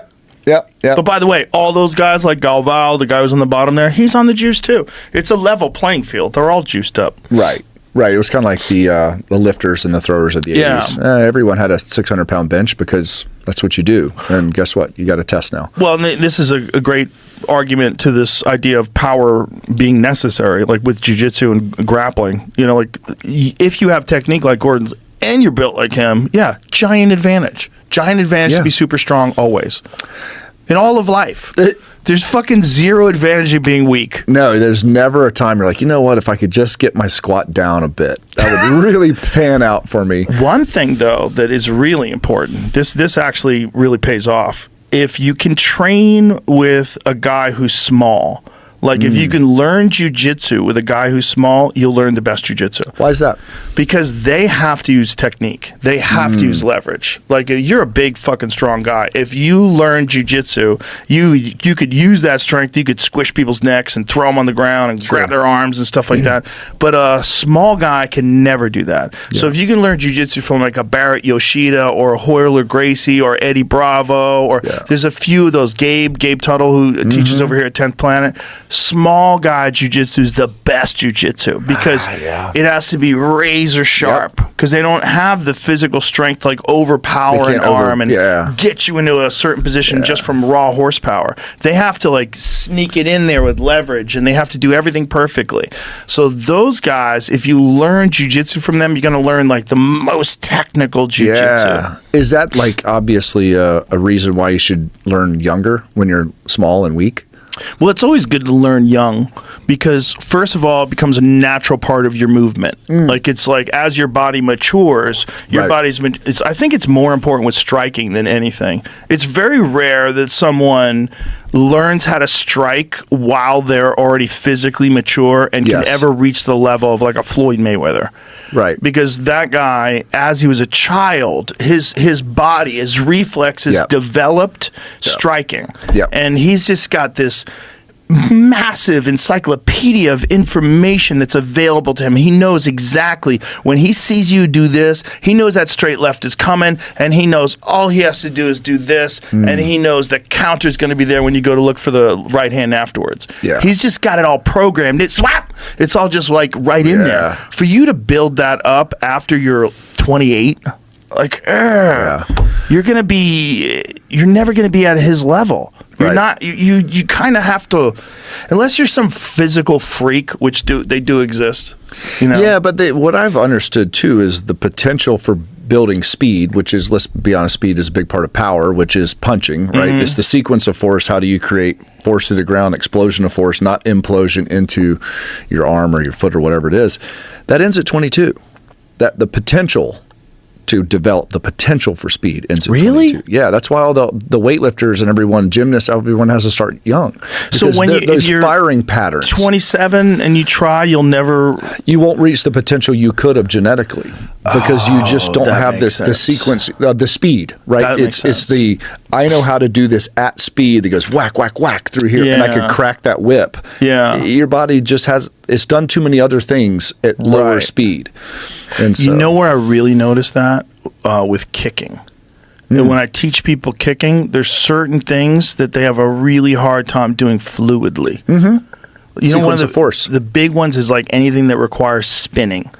Like if you look at a good MMA fighter that doesn't have like a Taekwondo background and you teach them how to throw a wheel kick, they'll never be able to throw a wheel kick like a real Taekwondo black belt. There's certain guys that, like, as they're young, they're Yes. developing these spinning techniques and Yep. they just got it wired in their Yep. whole nervous system and it's so smooth and fluid that the power is so extraordinary. And you know, I've taught people that were like elite MMA fighters, and I try to teach them how to throw things like a spinning back kick, for instance. And it takes a long time for them. Even like John Jones is one that he landed, like Oh, it was nasty. on Stipe. That guy's a freak. Like that guy is like what we're talking about. Like you can, Yep. there's some guys you can teach them things when they're in their 30s, and they can develop it like as someone who's been doing it their whole life. But that's a rare exception. Another rare exception I was thinking was Alex Pereira. Alex didn't really start striking until he was like 21 years old. He didn't even start training. But my question would be, what other things did he do that exaggerate, like that developed that speed and power sequence? Because like, You know what he did? He worked in a tire shop. really, Yeah, so he's like hoisting tires and hammering Yep. tires down and setting wheels. right? So you're Yeah. learning to do the most, because if you're doing it for a job, you're going to do the most efficient method possible to move an object, right? Well, you're also to gonna whip that tire up there, to Develop rotational strength. Right. You're throwing hammers down. I mean, Yep. he's doing this 8 hours a day, all day long. So, like, think about It's how many sequencing. tires he's hammered. Yeah, Right? Yeah, that's not a training. Francis thing for him anymore. Ngannou, when he was a child, worked in a sand mine. So he's fucking digging sand Yep. all the time. And he just his body's just as he's How terrifying. developing. I've also massive physical specimen, Yeah. right? So he's like 6'6" or 6'5", whatever he is, 265 natural, built like a fucking Greek god, like a statue. Just- And his whole body's developing as he's a young man, digging sand, and the anger you have. Like, I can't believe I have to dig this fucking Could you sand. imagine? It's like the Wheel of Pain, like Yeah, Conan's it just is like walking. Conan. Yeah. He really is like a guy from a movie in a sand, and then becomes Right. the heavyweight champion of the world. Was homeless. Oh, you yeah. know, his. You ever heard his story? Oh about- yeah, so a buddy of mine, Bo Sandoval, used to run the strength conditioning direct. He was a strength conditioning director at UFC, and so he told me about it years and years. He's like, "We got this guy," and I was like, "Really?" He goes, "No, this is going to be a dude." And I was like, "Really?" And he told me his whole story about Cameroon and like living Yeah. in France and the whole deal. And I became like, I never even looked eyes on the guy. I was like, "This guy's he's my guy. I want to like him." Oh, he and then he told came the on the whole scene. We're story. like, "Oosh." His life story he told on the podcast about making his trek. Like he just decided he has to leave Cameroon, and everybody's like, "What are you gonna do? You can't Right. go anywhere." And he just went through the fucking desert, Yeah. all the way to Yeah. Morocco, and then gets in a raft and does it 7 different times. He gets arrested, gets taken into custody. They bring him into the middle of the desert, drop him off. He goes right back to Morocco, walks through, hitches ride. Took him a year and a half. If he makes, I don't care how much money that guy makes, it's not enough for just Yeah. being able to do that. Like that is so. How about cool. he has one boxing fight? He knocks down the heavyweight champion of the world and one of the greatest heavyweight boxers of all time. He hits him with a left hook and drops him, and almost won. Like, I thought he won the decision. It was over. I was like, they're going to give it to him. I think he won the decision. He was battering him in the 8th round. He dropped him in the 2nd. I'm like, I think he won. That's And a lot of people thought he won. Yeah. And he came that close. Yeah. That fucking close. And so is that like obviously genetically super gifted, right? Yeah. But then also like we're talking about like shoveling and doing all this work. When you do that work for that long, you learn how to become efficient because you don't want to spend extra time and effort doing stuff. So you just learn how to kind of move stuff. There's a little bit of that, and I think to be To be really charitable, I think Tyson Fury probably didn't think that he had a chance. I think Tyson Fury probably didn't train as hard as he would have trained if he thought that Francis was a real threat. Right. I think he probably thought, I'm going to box this guy's fucking face off. How could this MMA fighter? And then he Right. gets hit with one of them hammers. Yeah. Thud. Then he's the He Terminator, gets left and you're hooked in the side of his head. He's like, what the fuck did this guy just hit me with? And he's on his ass as the heavyweight champion of the world, fighting a guy with 0 professional fights. That was his first ever pro fight, his second ever pro round, and he drops one of the greatest heavyweights in the history of the game. I think here's my Mount Rushmore of heavyweight boxers. Mike Tyson's number 1. Mike Tyson from 1986 to like 1990, there was not, or 88, whatever it was. There was a few years before the wheels came off because he was just going crazy and partying, fighting with syphilis and shit. He was a maniac. But that guy, the guy who knocked out like Michael Spinks, the guy who knocked out Larry Holmes, the guy who won the title from Trevor Berbick, I think that guy's the greatest heavyweight fighter of all time. He was a juggernaut, man. The guy who knocked out Marvis Frazier, that's the scariest version of Tyson ever. The Marvis Frazier version. But you could also, you were like probably late high school, like so I was like a little kid, and I remember like walking out with my skateboard, and they're like, "Did you see the Larry Holmes fight last night?" I was like, "Oh no," but I heard it was like 19 seconds or whatever it was. It was crazy. We were just all pumped. No, about the it. Larry Holmes fight went a few rounds differently than I did as a kid. Yeah, well, I was doing a little boxing myself, and I was a giant boxing fan. He was a freak. He was a very unusual thing because every other heavyweight was kind of slow, and even if they could hit hard, they were lumbering. He was bobbing and weaving and moving, and he was a small heavyweight. Wasn't even 6 feet tall. Yeah. So he's built like a brick shit house. He's got a 20-inch neck. He's so cool. 220 pounds, moves like a guy who's 150, and he's throwing lightning bolts at your central nervous system. Just blang. He's hitting you to the body, and your fucking legs are shutting off. He was a monster. I just think you can't maintain that forever. Yeah. And I think I always, when I look at fighters, I try to look at them like when they were white hot, just burning hot at the highest level that they could achieve. What was that like? Like, what was that? I feel like as great as Muhammad Ali was, man, I just don't see him surviving. Not at the height. No. I see like Henry Cooper dropped Ali when he was Cassius Clay with a left hook, and they cheated to get him out of the round. Customato cut his gloves, so they had to take his glove off and replace the gloves. They gave him all this recovery time. You ever seen that Henry Cooper fight? Henry Cooper was a bad man.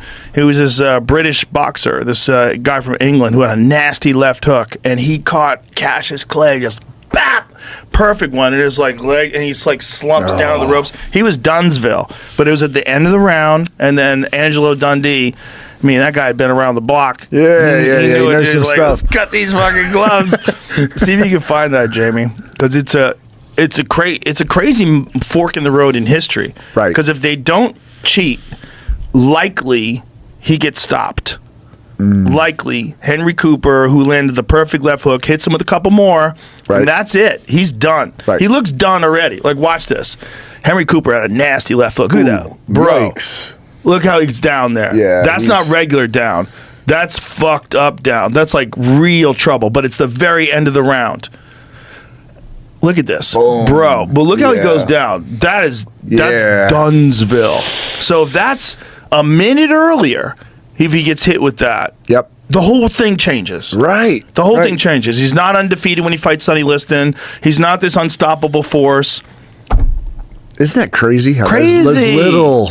And that can happen. Yeah. And there are fighters that I have seen in the UFC that I go, this guy could be the next fill in the blank. This guy could be the next great welterweight champion, the next great lightweight champion.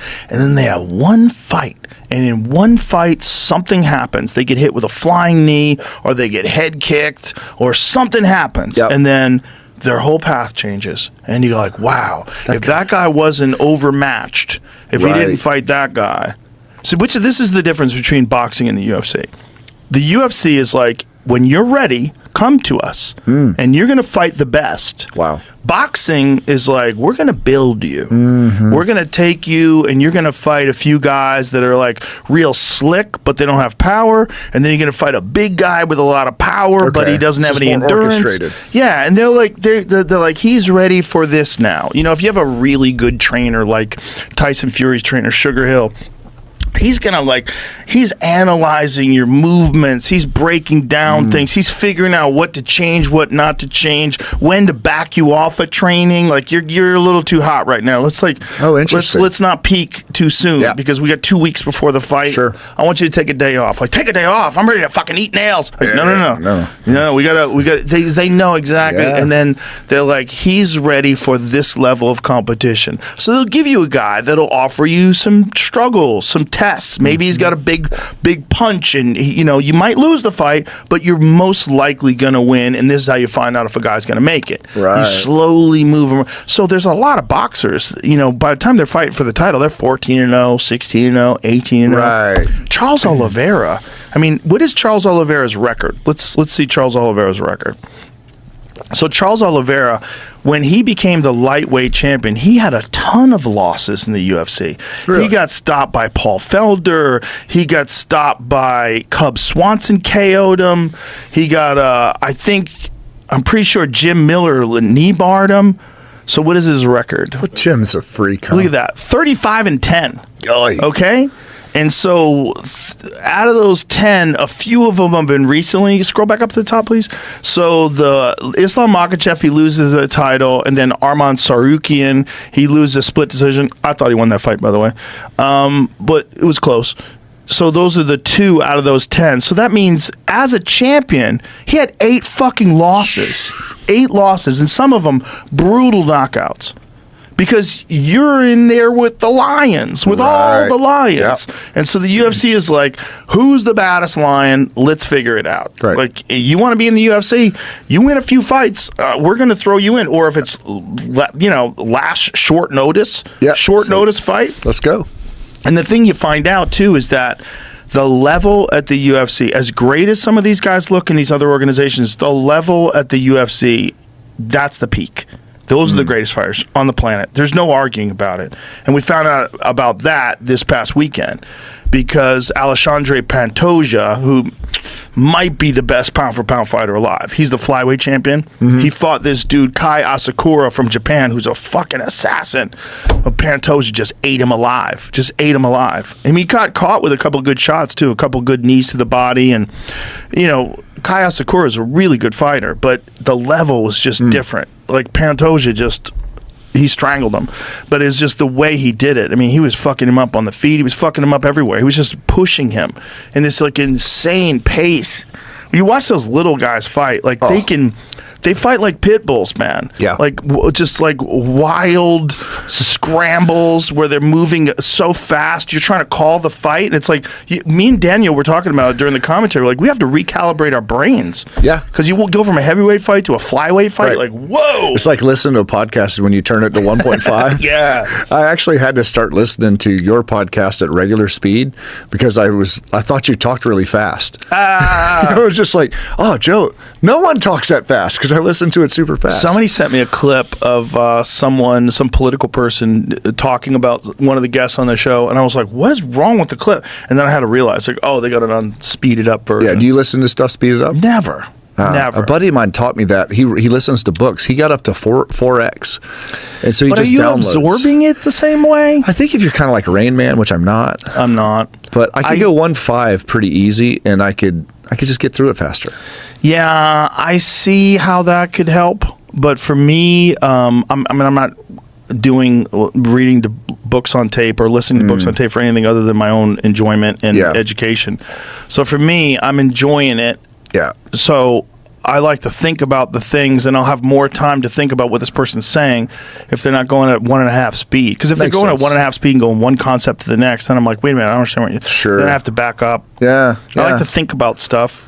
So it's like especially if I'm listening to something esoteric or really weird. Yeah, You that know, makes sense. which is a lot of the stuff that I listen. If I'm not listening to fiction, I'm probably listening to a book on physics or something. Yeah, I listen to Jack Carr stuff at regular speed because I really just enjoy the books. Oh, that guy. What is his name? Who's the guy who does his? By Guy's really good. yeah, I can't remember. But he has a lot of good dialects and everything. Yeah. Jack texted me this morning. He said hi. He's the man. He's awesome. I love that dude. See, we wear cross tomahawks on the wall. Oh, for sure. I love it. Yeah, he's like, hey, tell Joe I said hi. I love that dude. Yeah, He's salt of the earth. Yeah, Such we just a got good him some person. CMBs. Ray Porter. With the, Ray Porter. That's yeah, it. Ray Porter. I knew with, it was a with Ray the cross something. tomahawks on there. He's the fucking man.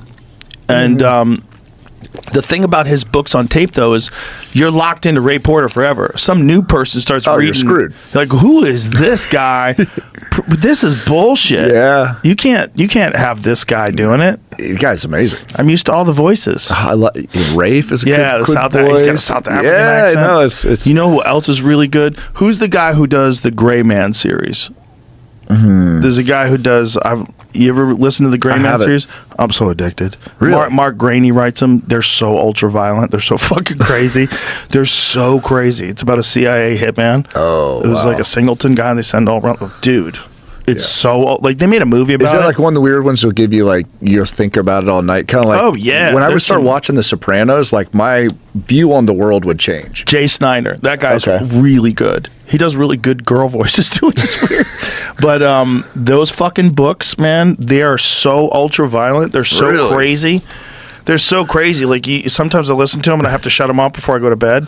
Like Yeah. if I listen to them, like I like to take the sauna before I go to bed. Mm-hmm. And so if I'm listening to like a book on cosmology, that's great. It's interesting. Well, Yeah, go to bed you're and think like, about "Oh, that's space. kinda cool." But if I'm listening to some Gray Man before I go to bed, I'm like I gotta shut this off. Yeah, we don't need that. You know. We don't need that in the house. Yeah, people getting their fucking eyeballs, like a giant sword shoved through their eyeballs, getting blown up, grenades in their mouth. Like, hey, Hey, yeah. Hey. It's- hey. Do you like scroll around? I know you're not supposed to look at your phone before you go to bed. I always just I like look up ballistics. My wife's like, "What are you doing?" And I was like, it's like kind Well, of that's good. That's not social media. That's good. Well, I do it because I actually get to think about stuff, and it doesn't matter. I have to look at something that doesn't matter. Like if I look at like if good. Right. Don't check an email. Right, Like you're right, screwed, right. right? Like, and I'll tell my wife. She's like, "Hey, I got a question for you." She's like, "The lights are off. Don't ask questions right now." Like I'll Yeah. be all Yeah. night. I'll be thinking of this problem I have to solve. Yeah. So like I'll just sit there. I'm like, "Hey, I wonder what the ballistic coefficient of a 350 Remington Magnum is." By the way, anybody with a beard like yours, I would assume they know the ballistic coefficient of a 350.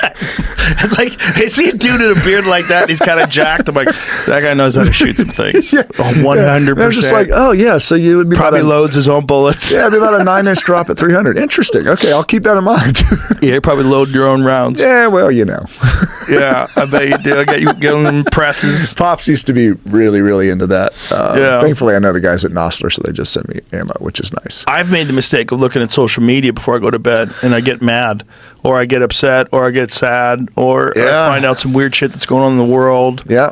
And when I was younger, I'd read things that people would say about me, and I'd be like, "Oh my god, like what was this asshole? That's not true." And you get all upset, and then I realized, like, wait, this is just some person. Like I wouldn't talk to them in real life. Like, what do why is their opinion more valid because it's written down? So then I stopped reading all comments about me, and oh my god, it changed everything. Changed everything. You do the post and ghost, right? Yes, it's the way to go. I have friends, and they'll come to me, like they'll come to the comedy club or something, and they'll be like genuinely emotionally distraught because people are attacking them online. I go, but they're not here. Like right here, your yeah. friends are here, and you're all freaked out because I know I got to stop reading that stuff. I go, you got to stop reading that stuff. First of all, it's not true. You're really funny. You're a great guy. Right. So it's all bullshit, and they don't know you. Right. So they're just deciding to do this, and they know that it fucks with you because you talk openly about it, and so now they're going to accentuate it. They're going to keep jabbing at you. They got a rock. There's a window. Yeah, they're in the Yay! cheap seats. We're whipping them in there. You got to stop doing that, man. And a few guys have listened to me, and a few guys haven't. And the guys who have listened to me, they all say the same thing. Like, "Oh my god, I feel so much better." I'm like, Yep. yeah, social media is not the problem. The problem is either engaging in the anger and the hate, or reading people's anger and hate towards you and having it fuck your head up. Like, hey, do you think it's something that's like systemic? That is literally spreading and growing, like the people that put that type of trash out all the time, and then they think there's some sort of value to that, and then other people see it. There is some value, right? They do get engagement, right? And if you're a person that has like a YouTube show where all you do is shit on people, you have bad karma for sure. You're suffering. Yeah, but you got to deal with that the rest of your life, like dealing that poison. But you can make a living doing that. Like there are guys who make a living doing that.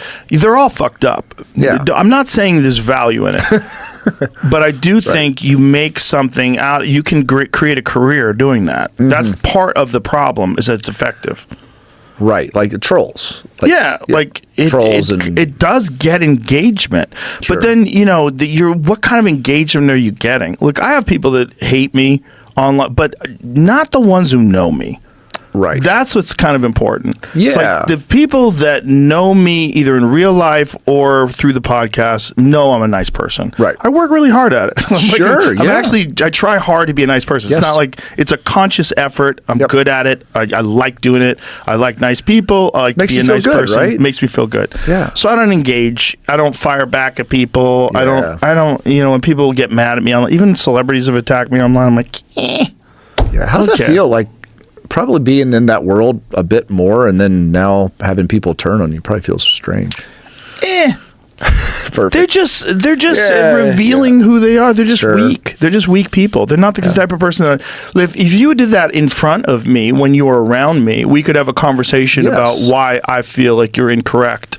And this assumption that you have of me is totally wrong. And also, if you're not talking to someone in person and you're saying something about that person, like you could just kind of like form some bullshit narrative. Of course. The person's right there. They go, that's not true. No, so you're saying something, and if it was true, then you would be justified in your anger. But what you're saying is not true, and you're taking things completely out of context, and you don't know what you're talking about, and you're doing this because your life sucks, and it's the only time you do it. I've always said, do you think Michael Jordan is posting on YouTube? Is he making comments? No. When he was if YouTube was around when Michael Jordan was the king, would he be doing that? No. He doesn't have time because he's being a winner. Because he's actually winning and doing, 100%. Guarantee you, Michael Jordan reads the comments, and if he did read the comments, he would be up all night. Anger. Like you saw Neil Brennan had a bit about Michael Jordan's documentary on his last Netflix special. It's pretty funny. It's like, unless you want to be the greatest basketball player of all time, he goes, don't hold grudges unless you want to have $150 million worth of passive income every year because it's a fucking silhouette of you dunking. Unless. It's a good unless. But again, those are freaks, right? Yep. These are the outliers. Yep. These are the people, like, as a rule, as a human being, that's not the way to go. Just insatiable desire to, like, just hammer that nail until it's just so far down in the woods, you're just like, I don't know what you're doing anymore, but that's how you become the greatest of all time. You leave no question. It's just the difference between that in sport versus that in fighting, though, is in fighting I don't think you can maintain it. No. Like a guy like Jordan, how long was he in his prime? It was a decade, right? At least, yeah. For a decade, he was dominating in basketball. Wild. You can't really do that in fighting. John Jones is the only one who's been able to do it. Do you think it just takes so much aggression, so much damage, so much damage to your body? The damage to your body is huge because there's so much damage that happens just in training. Sure. I mean, John tore his pec off of his fucking shoulder in training. And that wasn't getting hit. That was wrestling. Yeah. And then there's the impacts that you get, and then there's the back stuff. You get thrown weird. You land on your back weird. You're throwing someone. Sure. A knee hits you weird. Your ribs break all the time. Hands break all the time. Like common gym injuries, knee blows out, noses. Everybody's got a broken nose. I don't know anybody who does any kind of combat sports that hasn't broken their nose. So there's like, after a while, you can't breathe out of your nose. Your nose is destroyed. Your fucking hand hurts when you try to like open your car door. Yeah. And you have to punch people in the head with it. Your knee hurts going downstairs.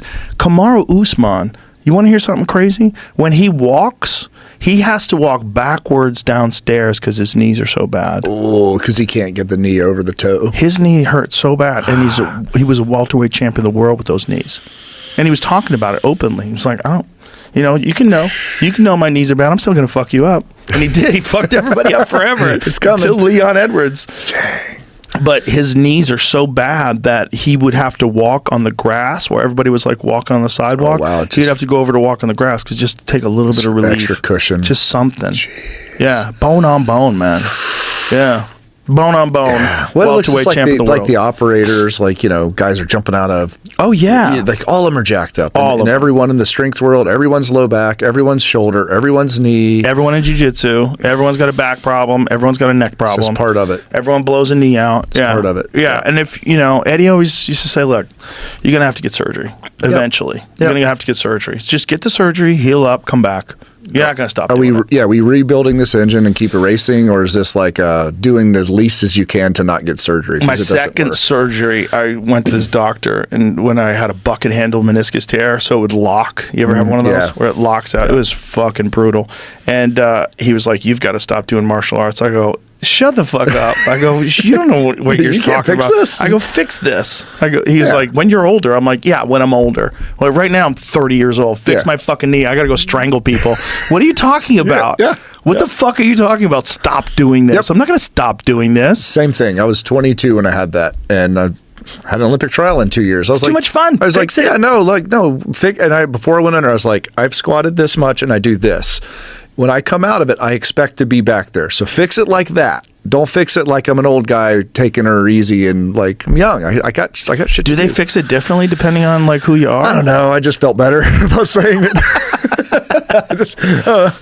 I tell you what, they got a lot better. I would assume they would actually fix you. Maybe they wouldn't fix normal people. I tell everybody, if you have an opportunity to get a ACL reconstruction, please at least try the cadaver graft. I know a lot of people want to do that patella tendon graft because you don't have the risk of rejection. I don't know anybody who's had a rejection from the cadaver. I do know people who have pushed it too hard, too early, and then reblown it.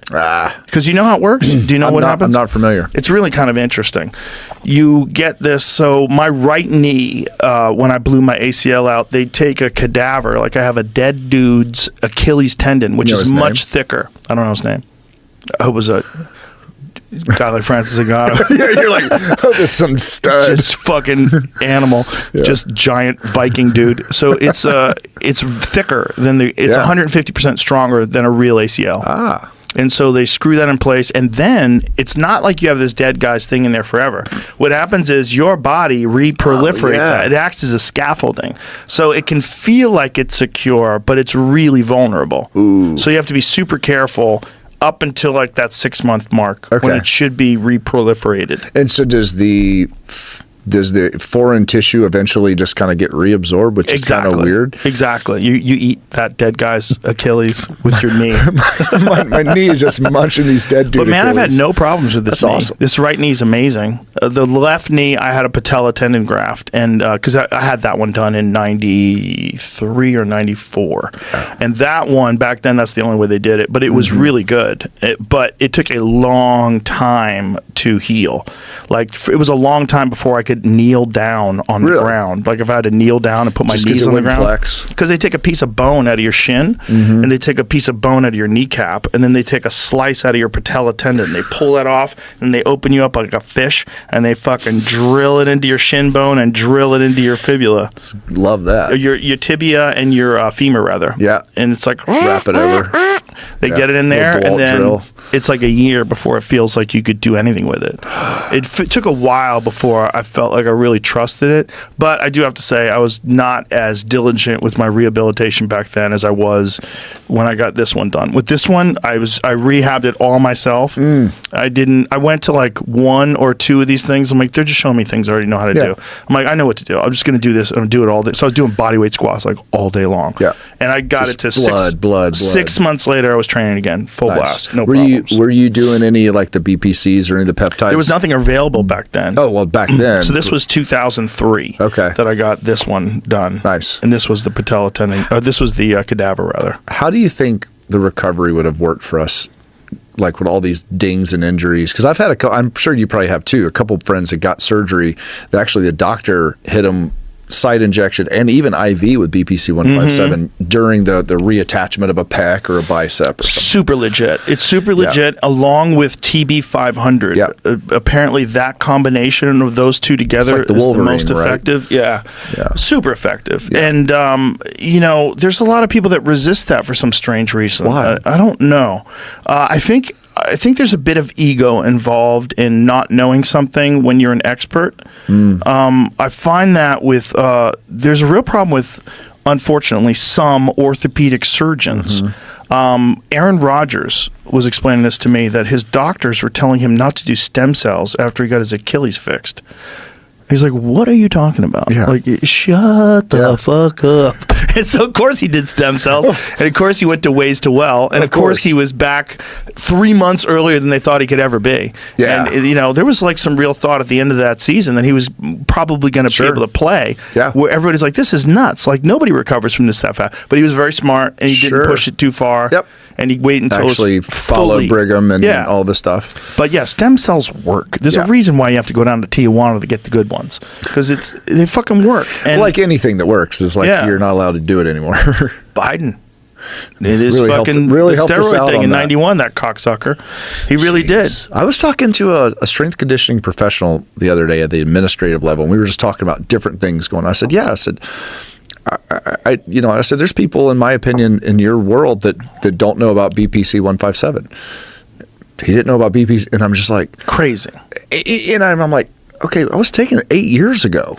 But you know what it is, though? It's like they don't continue to learn. That was get my their point. degree, and then they're in practice all day. They're constantly working on people.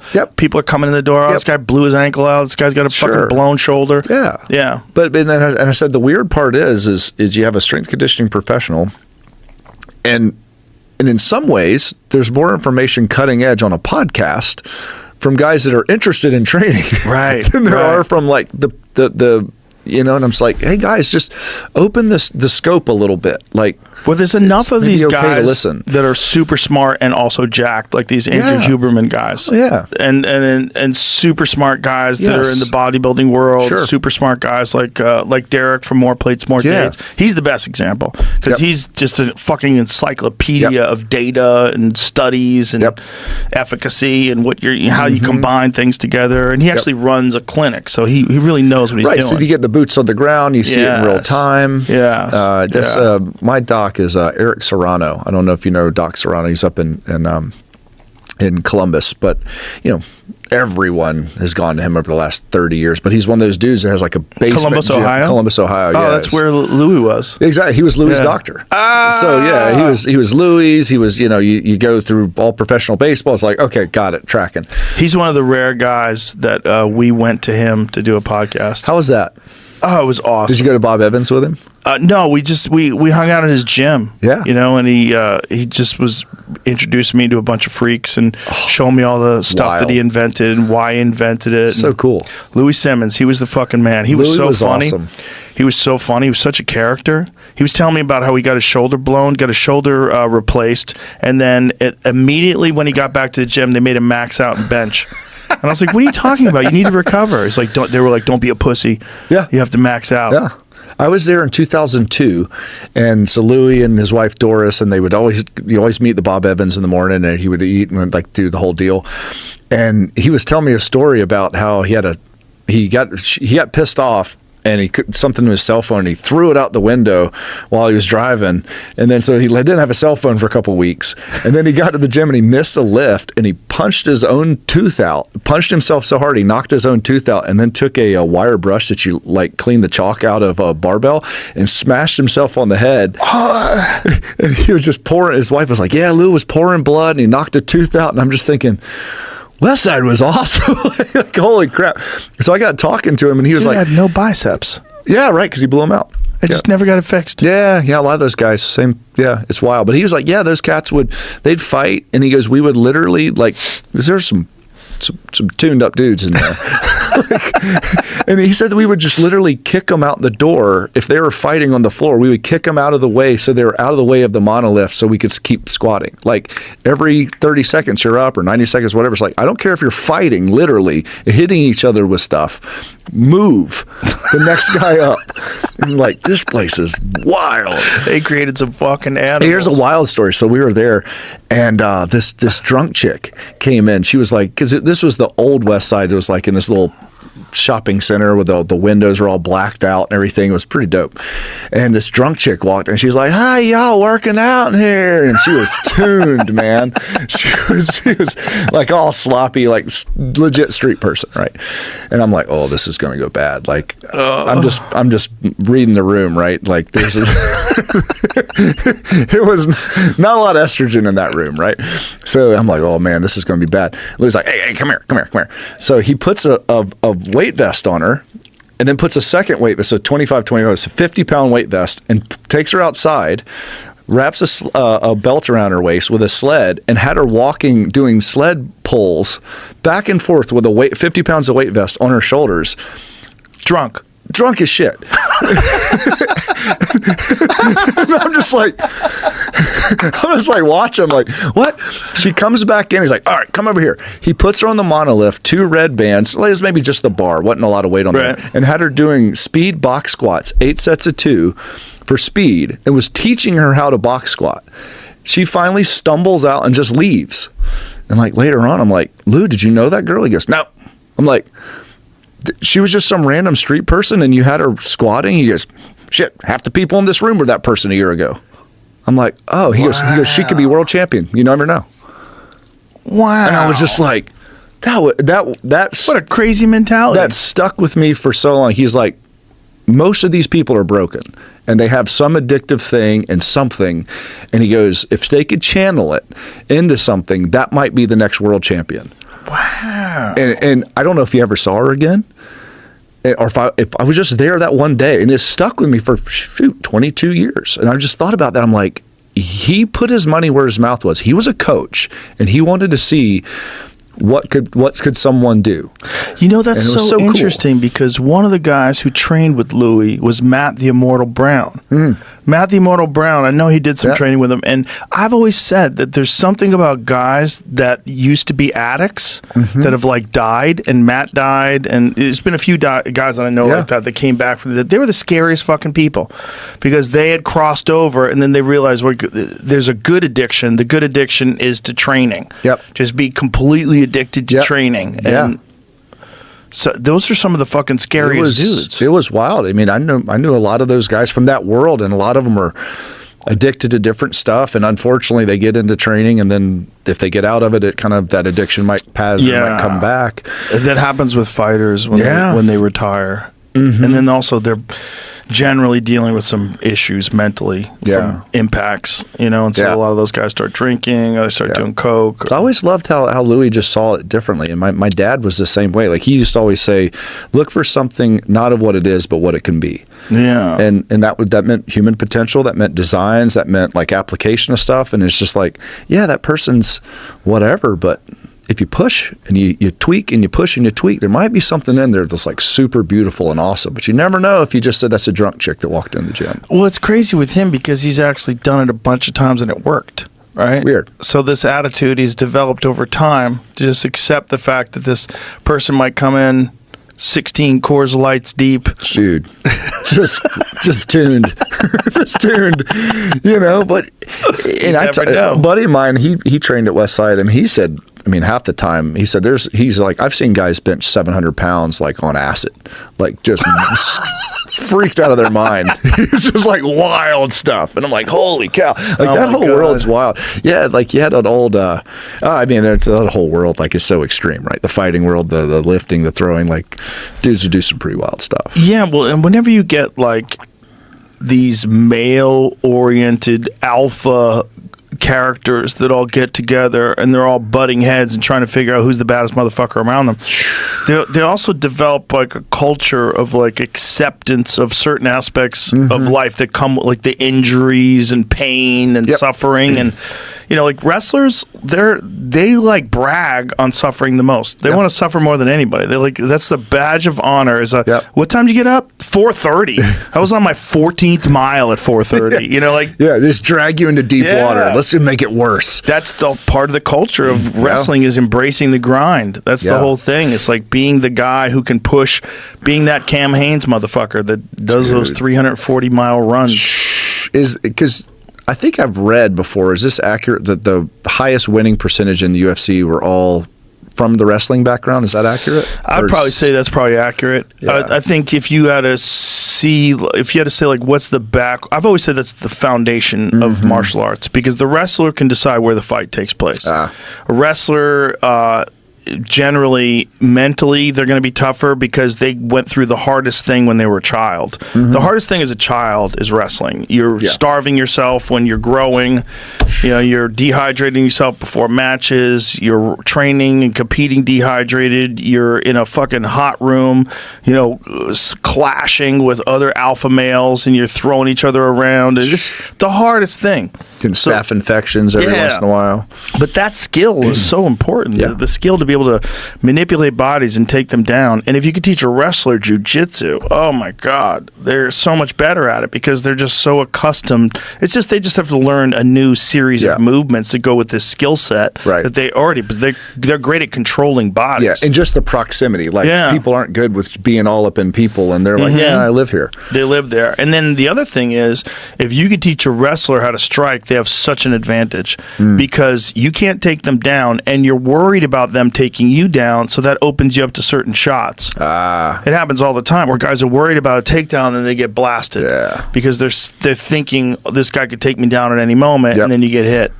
Happens all. It's like another element that they put in that you have to deal with that they don't have to deal with. They're not worried about you taking them down. You're not even going to try. So they can be completely relaxed with their takedown defense. So then it's horrible.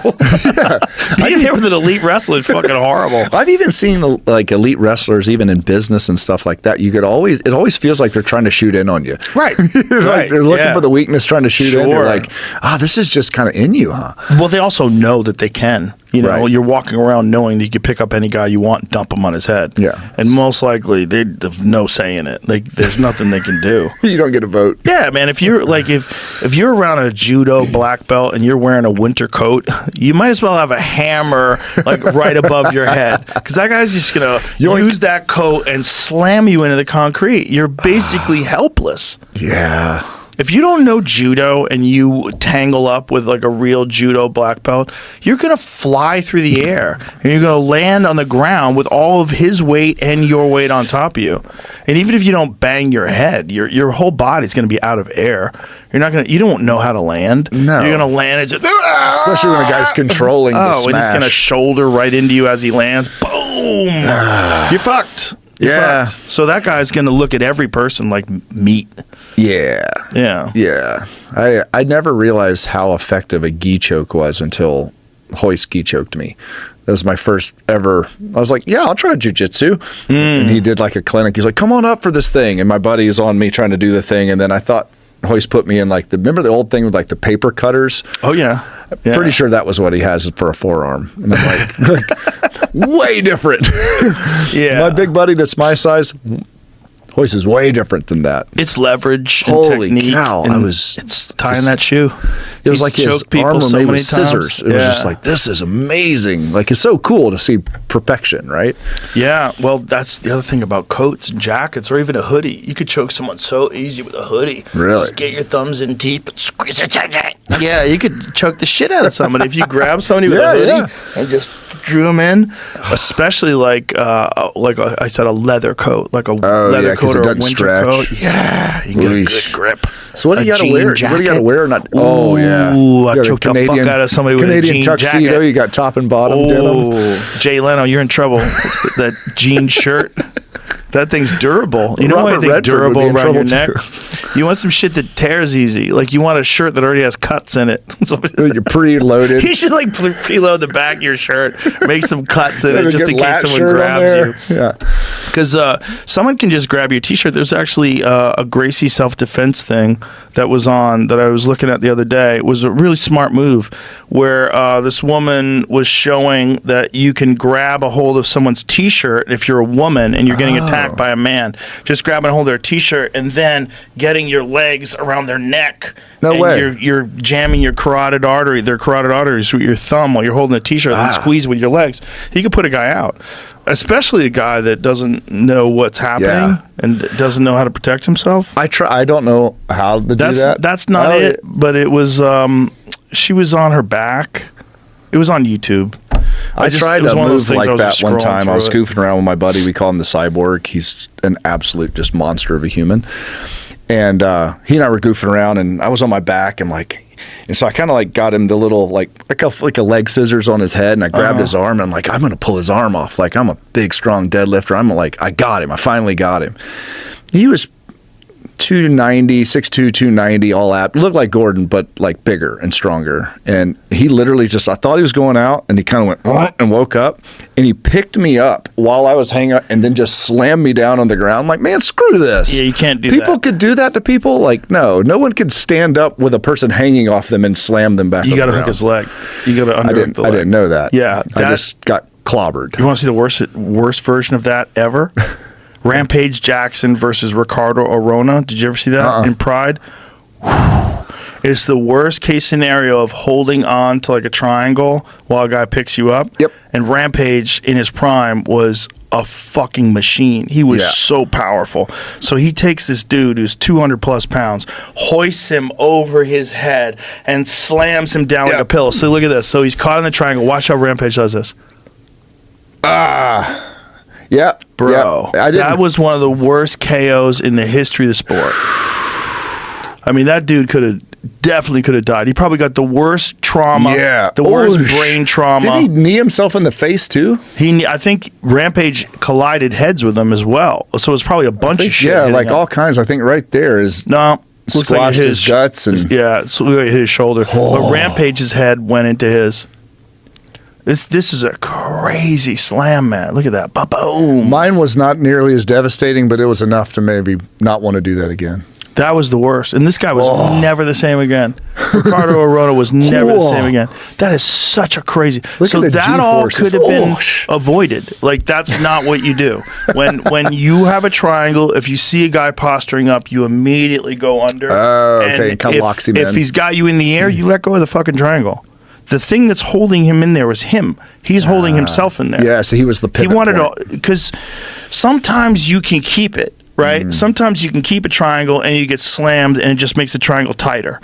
But you got to know when you're way up in the air. You got to let go. Yeah. You got to fully let go and then try to sprawl. Something has to happen. You have to disrupt this motion. Yeah. This thing that's happening. Turning yourself into an axe. The best way is an underhook. Like, as soon as you feel like he starts to stand up, you hook the leg, and worst case scenario, you transition to a leg bar, you let go of the triangle, you get control of that leg, and you use that leg either to try to submit him or sweep him. But you can never hold on to a triangle if the guy's standing up. It's just, if that fucking concrete, you're done. You're dead. You're done. Your head is pulverized. Yeah. It was bad enough on turf, but I won't do that again. And that was like, there's a little bit of a springiness to the ground because it's in a ring. Still. And there's probably a certain amount of padding on the surface. How hard are those rings? And I've walked around in them. There's a little bit, like the UFC has a small amount of foam, like a padding, and it's very important, really, because guys' heads bounce off and they get head kicked, they fall down, their heads bounce up, they get hit with a big right hand or something, you bounce your head, so you can't have a real hard floor. Yeah, but it's not soft enough where you want, John Jones power slamming you. No, not really any day. Like, no days actually. That's crazy. Yeah, it's I mean, to be one of those people that make a living doing that is a wild way to go. Yeah, what happened where that decided like that was the direction they were going to go? You're like, you know what? I'm going to get the crap beat out of me and dole out a lot of pain and see how this shakes out, or do you just kind of like wake up one day and you're in that world? You're like, I'm pretty good. Well, you're probably a wild person to begin with, and you're probably excited by dangerous, scary things, and you're probably pretty good at it, which is why you're fighting professionally. Yeah. So you're probably trained in the gym, and you realize you're better than most people. Maybe you have a few amateur fights and fuck a few people up and go, I think I'm the fucking man. You start believing the hype. Yeah, and some of them are right. Some of them are John Jones. That's the thing. They figure that out. Every now and then, a guy is correct. Like, that's the way you should have went. Yeah, definitely. Dang. You're fucking everybody up. Yeah. Everybody badly. It's okay. You were talking about first, so Tyson. That's my heavyweight. That's my heavyweight all-timer. Like, John Jones for UFC? He's the guy that's like, I feel like Tyson in his prime, you have to have him on the Mount Rushmore. You want to have Jack Dempsey. You want to have Joe Frazier. It's like a lot of guys who are really good. It's hard to say. Like Muhammad Ali, Joe Louis, Rocky Marciano. There's a lot of, like, for me, the one that you can't remove is Tyson. Right. So there's a bunch of other ones. Lennox Lewis in his prime was fucking amazing. Larry Holmes doesn't get the credit he deserves in his prime. There's a lot of guys who are really good heavyweight champions, but you have to have Tyson. Everything else is negotiable. Tyson has to be there in my mind. Yeah. Different people disagree. Do you watch other sports besides fighting sports or combat sports? I watch a little football. Yeah, I've been watching football lately. I enjoy it. It's fun. Pro or college? I watch high school. Yeah, right. I watch college, and I watch pro. I went to an NFL game first time this year. Kind of cool. It was fun. Yeah, I saw the Jets play the Cowboys down in Dallas. That was wild. It's wild when you see the scale of it. The scale of it, the size. You've been to many college games before? A few UT games. Oh, you were at UT, right? Yeah, that was fun. I got to shoot the cannon at UT. Oh, nice. That was fun. Isn't it crazy? Like, have you been keeping up with like the NIL and all the transfer portals and how that's changed the landscape of I have not. What is that? Gosh. What are you saying? NIL is name, image, and likeness. Oh, that, right. The money thing. Yeah, the money thing is crazy. Well, they should have been paying those fucking kids a long ass time ago. They should retroactively pay all those kids. Oh, that'll be interesting. They should. Yeah. They should. They were making money off of them. It's crazy how much money they make. The amount of money that's happening now. It's interesting because like it actually, from a couple of my friends that are in that world, it creates a different conversation with the new kids. Because let's say in high school they're bringing in these recruits and everything like that, and everyone is kissing their butt. Hey man, they're like, hey, we really want you to be here. We want you to be a whatever. Pay me, bitch. And now it's turning into pay me, right? But then the other side of it, I want a Corvette. Oh, that's dude. Yeah. I have friends that tell me that they're athletes who, when they're coming for a recruiting trip, say, if there's not a $250,000 signing bonus as just a part of the deal, I'm not getting on the plane for the recruiting trip. Wow. Like an 18 or 17-year-old kid saying that. That's ballsy. Blows my mind. But meanwhile, they're right. You know who else should be doing that? The fucking Olympics. The fucking Olympics. They should all say, fuck you, pay me. They really should.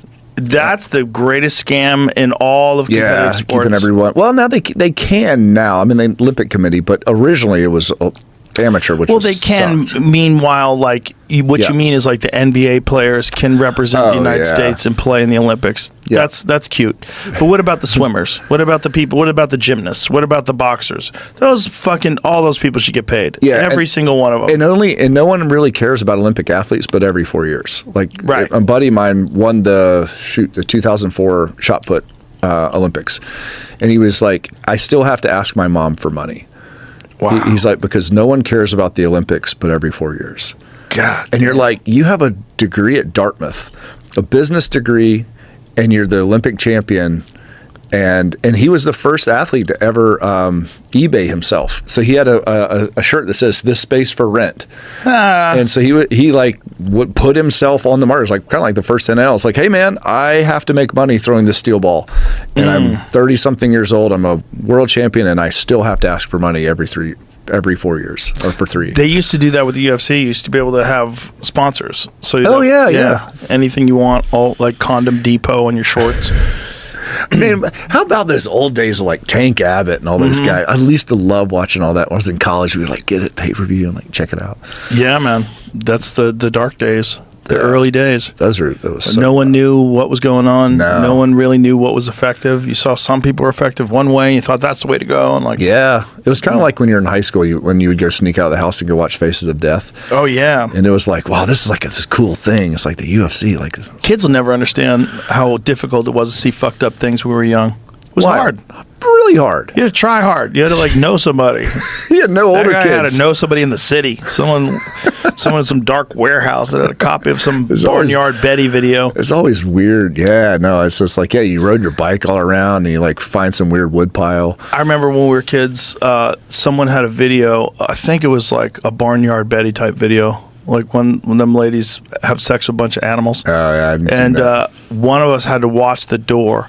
So if we had a video like that, we're playing in the basement. One of us had to go up to the top of the staircase and wait by the door so that no one could just open the door. And then so if they everyone- open the door, you would pretend like, oh, I was just coming through the door.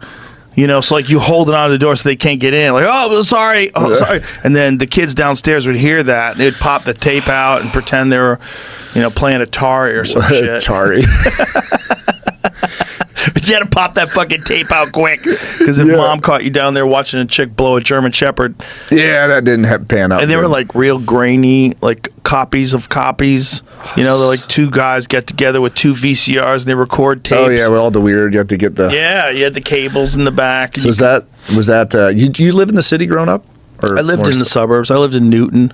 Newton is a suburb of Massachusetts. Okay. Of Boston. Yeah. Yeah. Did you live in New Jersey at one point? Yeah, that's where I was born. Oh, Yeah. Yeah. So was my dad. What part? Hillside. Have you seen all these UFOs in New Jersey lately? No. Yeah, like over the last few days, there's been this steady stream. They're not UFOs, they're drones. Oh, I did see Yeah. something. I think you posted something about the drones or something, right? I don't think I did. Or somebody did. But a lot of people have been. But they're not moving in any extraordinary way. They look like drones. they do. It just looks like a bunch of assholes thinks it's fun Right. to put drones up everywhere. But now there's all this like weird mythology attached to it where like the governor was saying sometimes as soon as we put eyes on them, they take off. And But if I was a UFO though, like if I was an alien and I knew that a bunch of people are trying to be smart asses Yeah. and they're putting these drones in the sky, I'd be like, fun. perfect time to visit. Oh yeah. These dipshits won't know the difference. Yeah, I don't have exactly. to use my cloaking technology. I can just fly over their head and they're going to assume this is more nonsense. And this- Dude, my one of my buddies, he probably weird to even say, like he had a friend that sent him a video of some weird stuff going on in the desert, whatever, and it went through, and then he showed it to me, and then it just disappeared. And he was like, the dude he was talking to said it disappeared, but then like, can you have a file that kind of self destructs? Because it disappeared on his phone too. He's like, how do they take this off? They take this off of my phone. I don't know. I mean, I've never heard of a file. Jamie, have you ever heard of a video file that self-destructs? or that someone That's like some someone could Mission Impossible shit. yeah, so one could chirp into it and like, but it was wild. Like I was Remember like, that? Like this Yeah. recording will destroy yeah, itself yeah, exactly. in 30 seconds. Yeah, no, it was wild. I mean, I wondered though, like, could they somehow backtrack it where it had been shared? Well, that would be problematic because then they would have access to things on your phone. I think I doubt that's ever a case. more likely would be they put like a time that someone could watch the video into the video where it's valid. It's probably still fixable if someone still has it. Well, this dude took the video And then- did it on his phone? and did on his phone and shared it, and then he said one day he just looked into it, looked in his phone, it was gone. He might be retarded. Well, that could be the case. Well, my buddy's like, it's off my phone too. So yeah, I don't know, Might man. be retarded too. don't know. It's hard to say. It might be real though. I've never heard of that happening though, which I would assume that I would have heard of something like that, especially with the amount of people that I talk to that are in the Right. UFO That's what I world. figured. Seen a thread on Reddit about a glitch in iOS 17 that might have made some people's videos randomly disappear. Important ones that they wanted. Right, and then they think it's the UFOs. That makes sense. Oh yeah, this doesn't say anything about that. This is just like, why is this happening? Is this happening to anybody else? Kind of. Okay, Google this. Is it possible to make a self-destructing video that only has a certain amount of plays in it? Oh, that would be cool. right? Like if maybe you could code it into the video that once this video plays for, whatever, 14 minutes, 14 minutes of play, it automatically 17 decodes times. itself. Yeah. Or it randomizes its path, because it's basically just information, right? Right. Information viewed through a codec. Does it have like a cyclical rate, like this many times? Right. Because I know there's certain things like someone will send you something on Instagram and you can watch the video, but then you can't go back and watch it again. Right. Yeah. Or they send you a voice message and then it goes away. Yeah. That's how Alex Jones likes to roll. He sends you voice messages and they go away. That's probably a really good idea. For him. Yeah, smart move. Best not to have a paper trail. I don't even know like how much of that encrypted messaging stuff works. You know, I know when Tucker was saying that he was organizing that meeting with Putin in Russia and that the government called him up because they knew that he was meeting Putin because they had access to his signal. And he's like, what? You have access to... I didn't even know someone could get into my signal. I thought that was encrypted. Nope. Yeah. Nope, they can get in there. So it's like, how much of this stuff is really... How much of it is really encrypted and protected, and how much would they even let you know? If they can break it, why would they even tell you? Well, that's the whole point. It's like, it's exactly what you would say that you couldn't do it. Exactly. Yeah, that's... But that was... They fucking spilled the beans. Right. So once they spilled the beans, like I know a lot of people, including Elon Musk, started questioning Signal.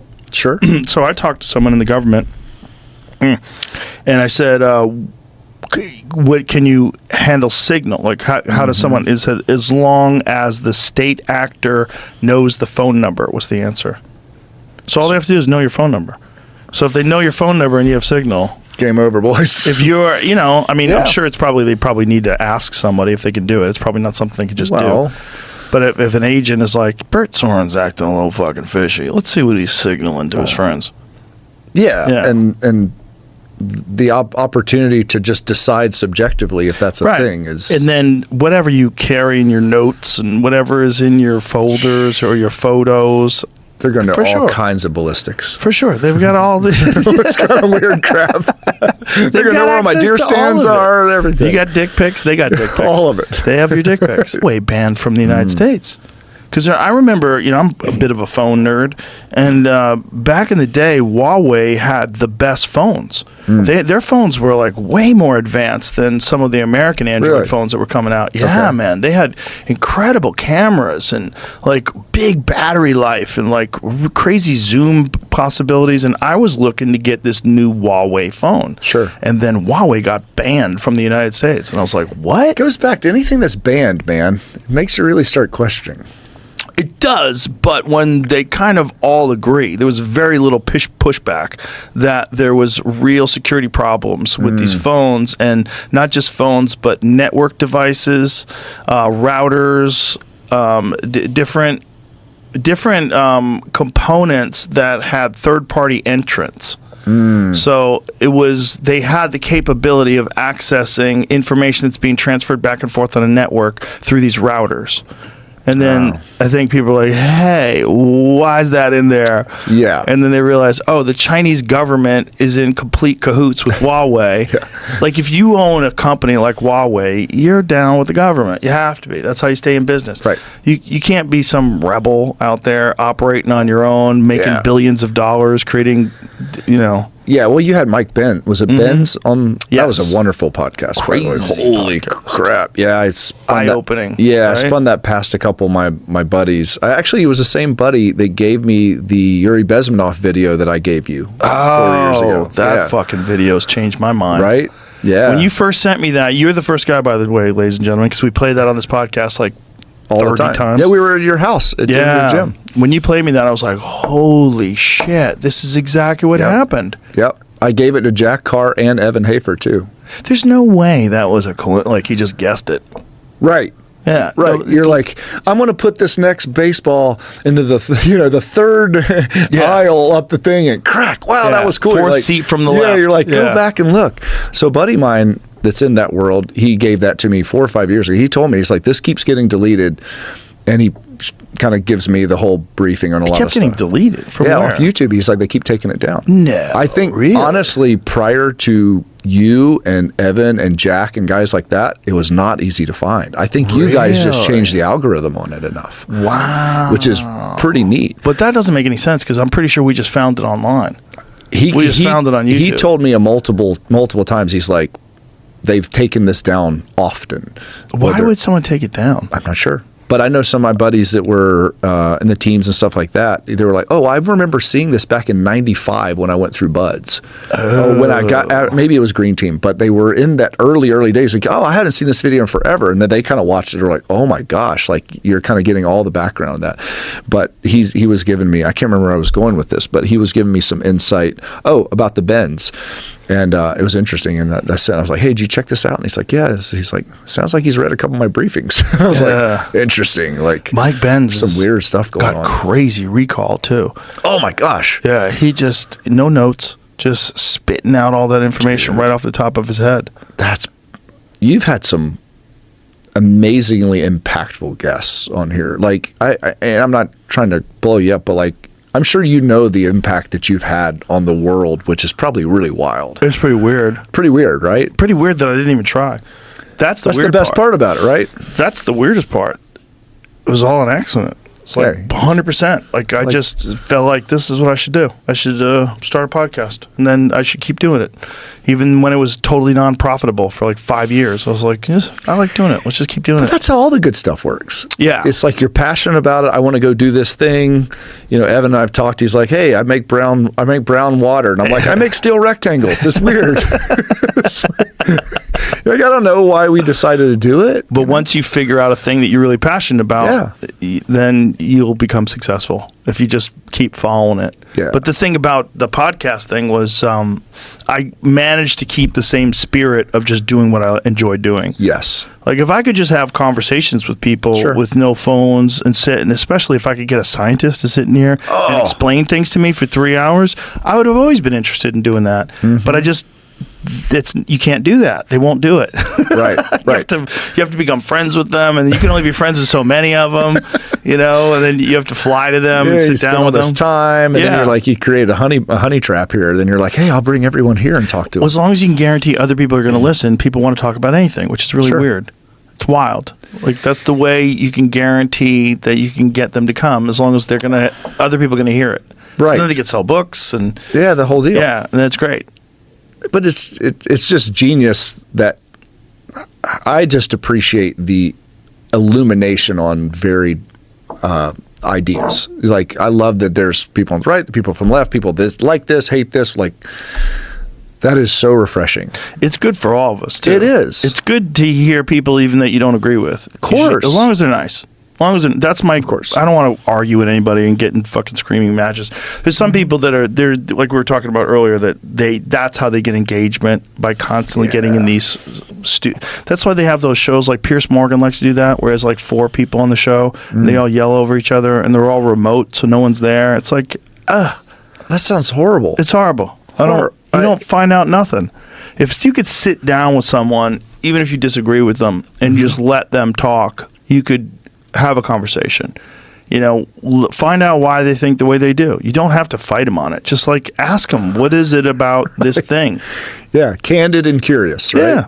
Candid as in, I'll actually tell you what I think, and curious, I'll actually care what you think. Yeah, and I always try to think the way they think. If someone's talking to me about a certain thing, like I will, you know, people are, "Oh, you'll agree with anybody." I'm like, I kind of will if I can try to see things through your head, and I'll try to steelman it for you. Like if someone is saying something and I go, "Okay, so you're saying that," but if it's preposterous, I'll stop it. I'll stop it and go, "That doesn't make any sense because of this." Like I can see that you haven't thought this through because, or you didn't know about that, or you know, how could you say this when this is possible? Like how do you manage those two things? And so few people will push back with kind of love, right? Because Right. disagreement doesn't have to mean dismissal. No. And when it does, that's the opposite of love and respect. It's Yeah. like, no, I don't like you. Well, that's canceling. Well, especially if people get shouty and arguey. You know, it's like there's a way to do it where you can just talk about stuff and not be dismissive of someone. I mean, I see so many people do it where they have their opinion, like Bill Maher likes to do that, like dismiss something someone's saying like instantaneously as they're in the middle of explaining it.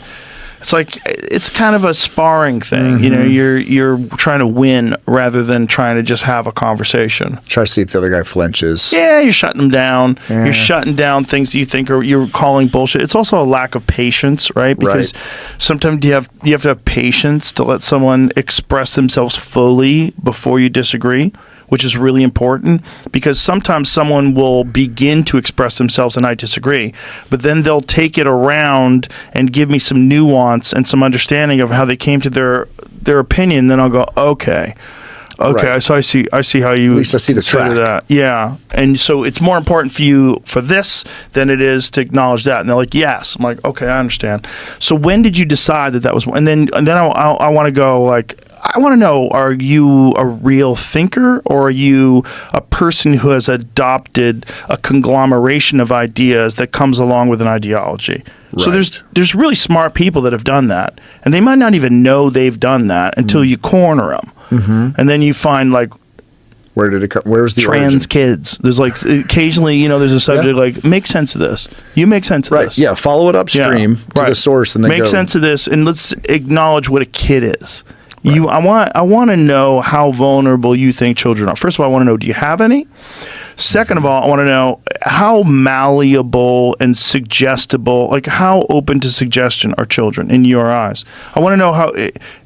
Do you think kids should be able to get tattoos? Do you think kids should be able to get married at 5? Do you think kids should, you know what I'm saying? Yeah. Do you think they should be, what do you think that they can control and not control? Right. Do you even understand children, or are you sacrificing them and their future, these kids that you don't even know, for your ideology, for your ideological position that's like cult-like?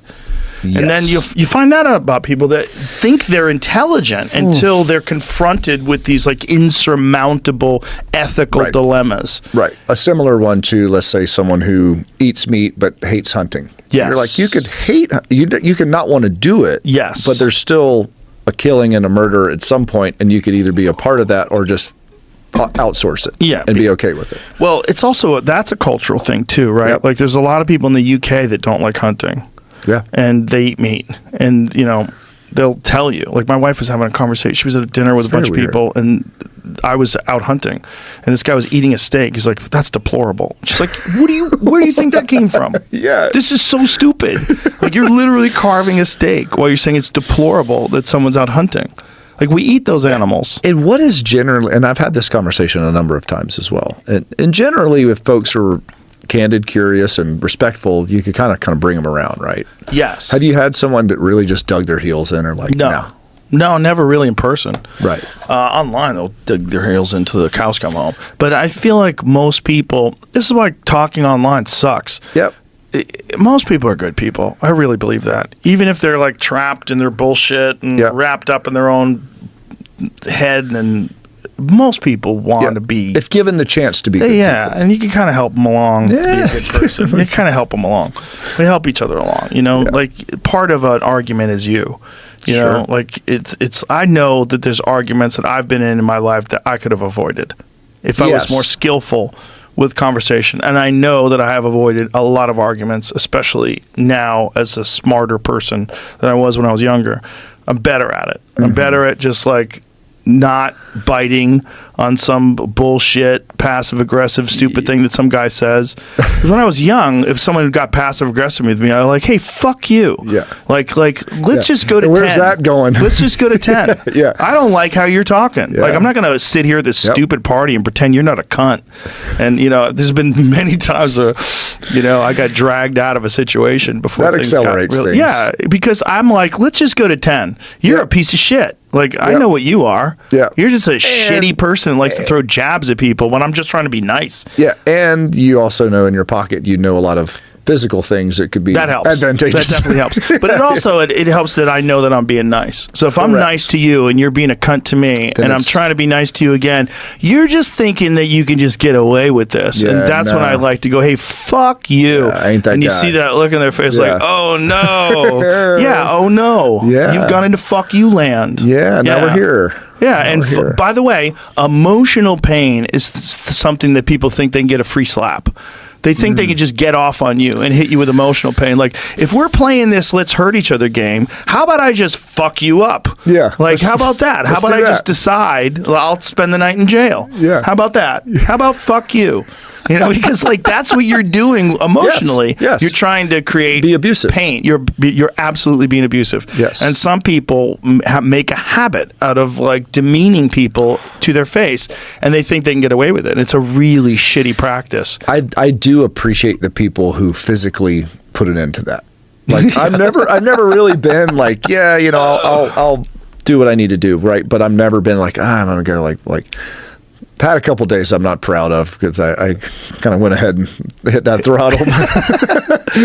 Yeah, most of the time there's it's a nice- avoidable. yeah, but in some days, unfortunately, you're not in the emotional state, and sometimes it is avoidable, and you don't avoid. Yeah, that's the thing. Yeah. Like sometimes it is avoidable. I'm so much better at that Yeah, now. I've When I expressed was my- 25, I didn't understand that you don't have to do this. Yeah, I've expressed my emotional immaturity Yeah. at times. I'm like, yeah, I could really taken that one a different way, and you're thankful. You're like, man, I'm glad that one really didn't go sideways because that It's could also like it could go terrible and someone can get Terrible. murdered. I mean, things happen and Zero people question. can't believe what they did, and then all of a sudden someone's dead. That happens every day in America. Oh, I've had a couple close ones that you just kind of everyone walks away and it's like, whoo, because you get like, it's like what was that movie like? Sherlock Holmes. Remember when you could see the situations and he like pauses it and you could Yes. see like, and when you like pauses and you're like, this would happen, this would happen, this would happen, Yeah. and then you're like, oh, there's a dead guy. Yeah. You back it up and you're like, glad that didn't happen. Okay, bye. I'm Yeah, gone. bye. Just Yeah. walk away. It's like Yeah. you have to learn that. And the problem with young guys is, first of all, their brain's not fully formed. They're impulsive. They do wild things. And then if they feel like they're being slighted, they feel like to be a man, because they want to Yes. be a man, you have to do something about it. Well, it's the number one question every man has. Every man has the same question. Yeah. Am I good enough? Right. That's the wounding, right? Right. And every woman goes, her question is, Am I hot enough? Do you see me? It's exactly it. Do you see me? And a man Right. says, am I good enough? That's why there's sport. That's why there's fighting. That's why people try to make money. That's Yep. why they try to flex on each other. It's the little boy inside all of us going, am I good enough? Yeah. And then there's the people that get past that, and then it becomes this ultimate challenge. Like the ultimate challenge of life is the most difficult puzzle to solve. Yes. And you can solve it above and beyond all these other psychopaths. So you're competing with all these other people that are very much like you, but what separates you from them is the work that you put in, Yeah. discipline, drive, mindset, whatever it is that you can find that gives you that edge to pull ahead with from all these other people that are very, very competitive as well, doing the same thing. Right. And then with men, they feed off each other in those environments. feed like off- a West Side Barbell, Yeah, or like- Kronk Gym. or- Yeah. And then when you're wondering that, and then when someone questions it and publicly questions Yeah. it in front of your boys or front of whatever, it's like, no, I'll show you I'm good enough. I'll Yeah. do something stupid right now and end up in jail. Especially someone who's just a walking dead man with a mouth. You know, Right. like someone who knows they can't defend themselves, and so they just feel comfortable doing that publicly because they think they're being the protected by worst. society. Like, That's the worst when Yeah. they think, this actual false state of security. You're Ugh. like, man, if we were in the jungle right now, you wouldn't be doing that. or when women think they can do it. When women get mouthy with men, like, don't do. Why? When I was, I think I was 16 or 17 years old, I was in high school, and there was this kid that moved into the neighborhood. He came from Iran, and his family had a lot of money. And so they had this big, I think it was in Beacon Hill. I forget where it was, but it was a really nice neighborhood. Yeah. And this kid had this giant fucking house on this huge lawn. So he decided to have a party. Of course. So this is how he's going to make friends. He just moved here from another country, right? Right. So he has a party, and kids from every fucking high school came to this party. And I was at the party with a bunch of my friends, and I was walking up the staircase. I'll never forget this. So I'm walking up the staircase, and then, so it's like right here in front of me Yep. while this is going down. I can't remember what the girl did. she either slapped this guy or she threw a drink in his face. I can't remember which one it was. Some offense. But I remember he uncorked a right hand like Roberto Duran. This dude threw a right hand like he knew how to punch. Because I knew how to punch, so I watched him like, oh, good mechanics. Yeah, right. Really, dude really just unloaded. went like this, just blap! Just hit her on the chin. Her head snaps back. A guy catches her. She goes out, and then it's bedlam. It's bedlam. I mean, people are fighting left and right. There's people fighting in the stairwell. I had to run out. There's piles of guys out on the lawn. It spread like a disease. It was like within 30 seconds. How did you decide to hit this guy because of that? It was screaming, and then screaming started people screaming at the people screaming, which people were fighting the people that were screaming. It was the wildest thing. It was like a disease ran through the house, like that, like World War Z, where everybody's like, ah! And I managed to not have any fights. A couple of my friends got in fights. Like one of the better fighters there. I was never interested in street fighting. I'm like, let me get out of here. I know what this is. This is fucking, I understand danger. Yeah. So I got out there, and but I'll never forget that. That girl thought she could hit that guy or do whatever she did. I forget what she thought. I wish I could remember. Yeah, quality kind of. All I remember is because it's like 30. How many years ago was that? 40 years ago? That's a while ago. Oh my God, it's 40 years ago. Yeah. So it was like this.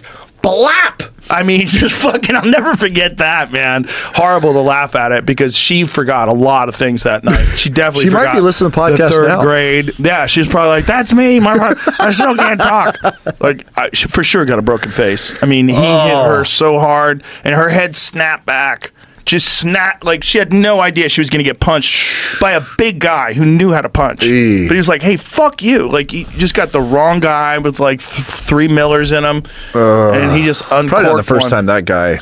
Probably not the first guy he hit a chick. Yeah. Because the way he did it was like, he didn't slap her. You know, he didn't slap her. That's a scary one. He could have just slapped her or pushed her or something. You didn't have to KO her. But there's women that think that they can just go up to a guy and yell because they're protected by society. There's fucking psychos out there. It just goes back to be nice.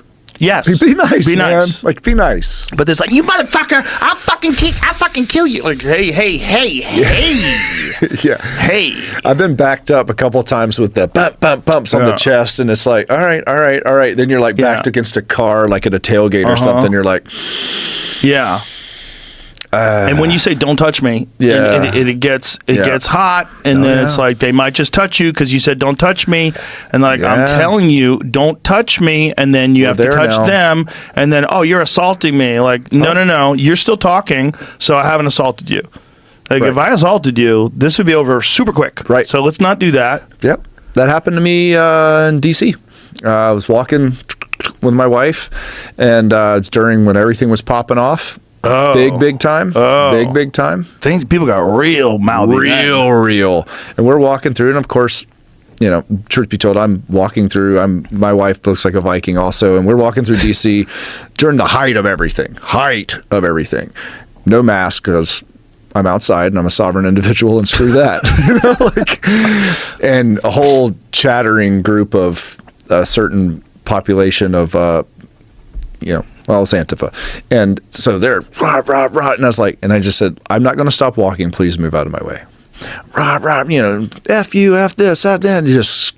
Meanwhile, you did nothing. I literally was walking across, and they were 40 yards from me and ran across the street to come yell at me like a bark. You ever seen like a bear or a wild boar gets like bayed by dogs, and they're all like, rah, rah, rah.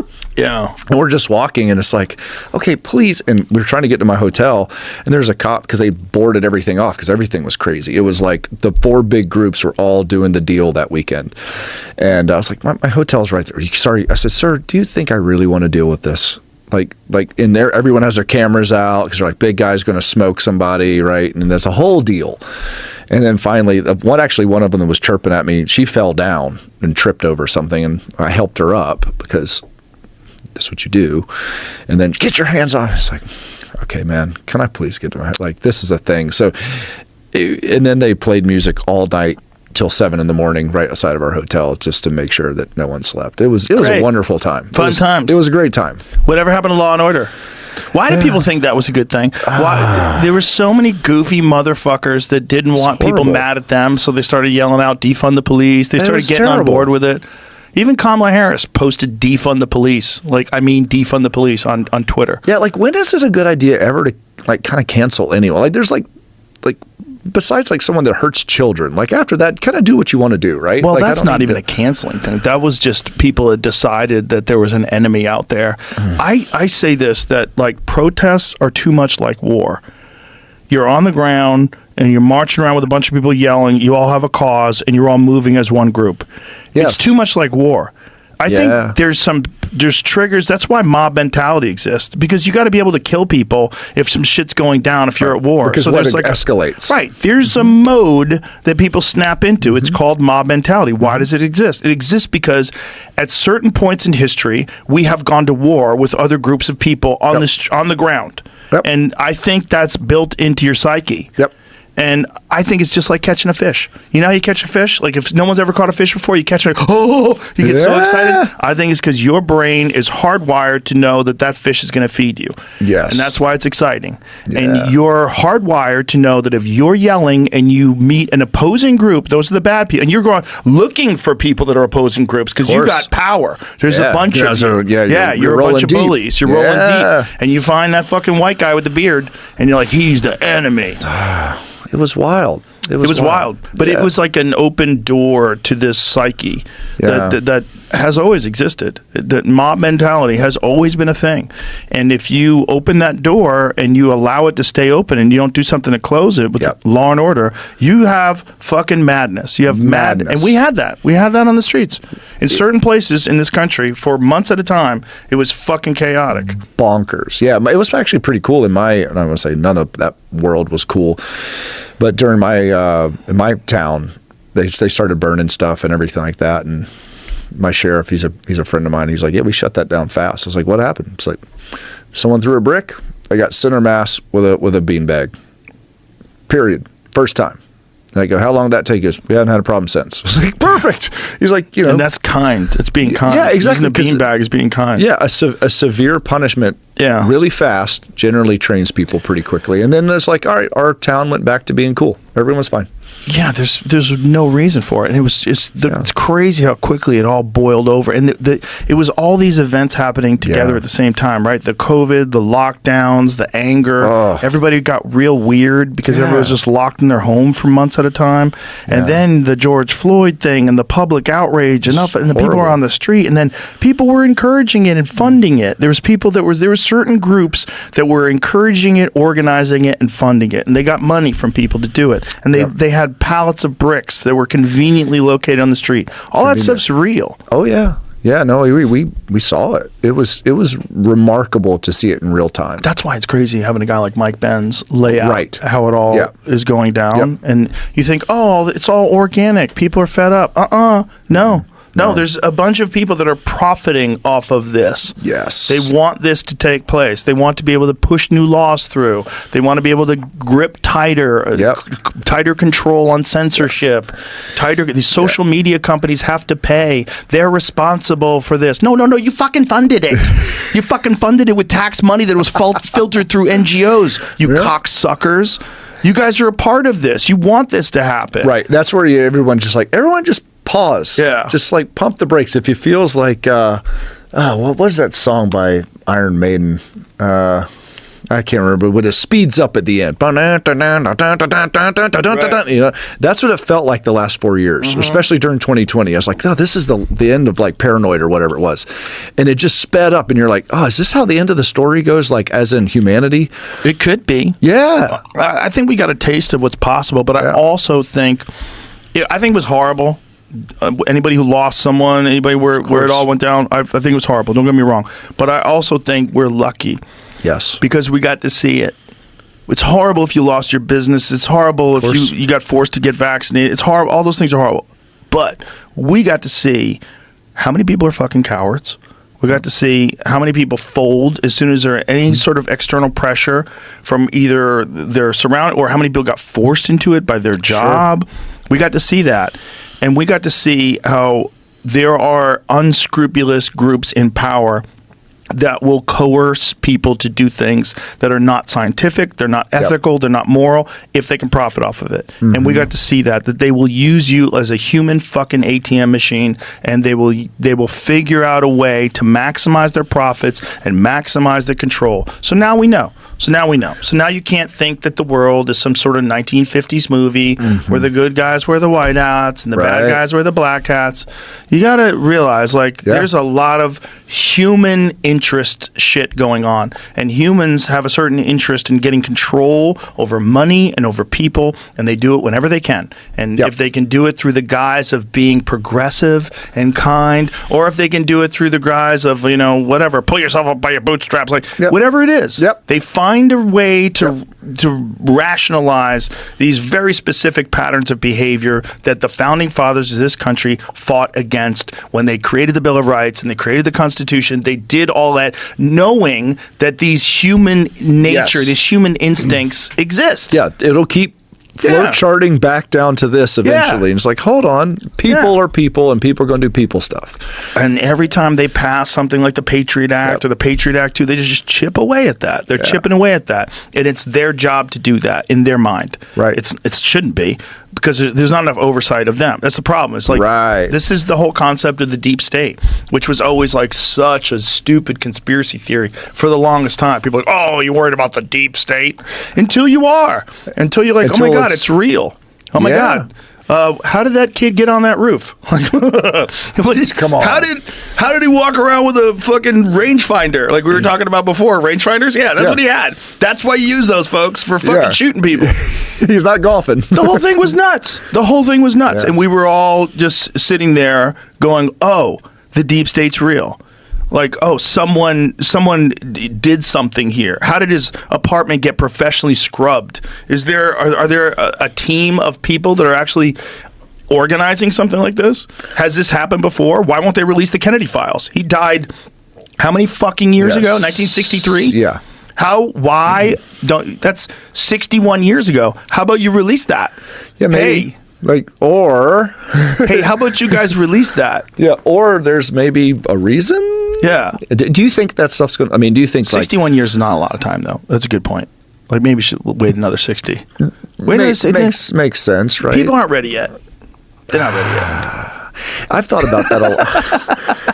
I want to know, right? I want to see behind all the scenes. I want to see the Epsteins, the Diddy's, the Cash Patel says first day one. Let's go. That's what he says. Let's see it. If they get him in there, what a stud, right? Oh man, if you are the deep state, you know what he said he wanted to do? He would close Langley and make it a museum of the deep state. Jeez. This is the first thing he said he would do. And then just reorganize everything and say, now go back to chasing criminals. Yeah. And stop attacking the fucking citizens. Stop spying on people, you fucking weirdos. I'm so pumped about him and Tulsi.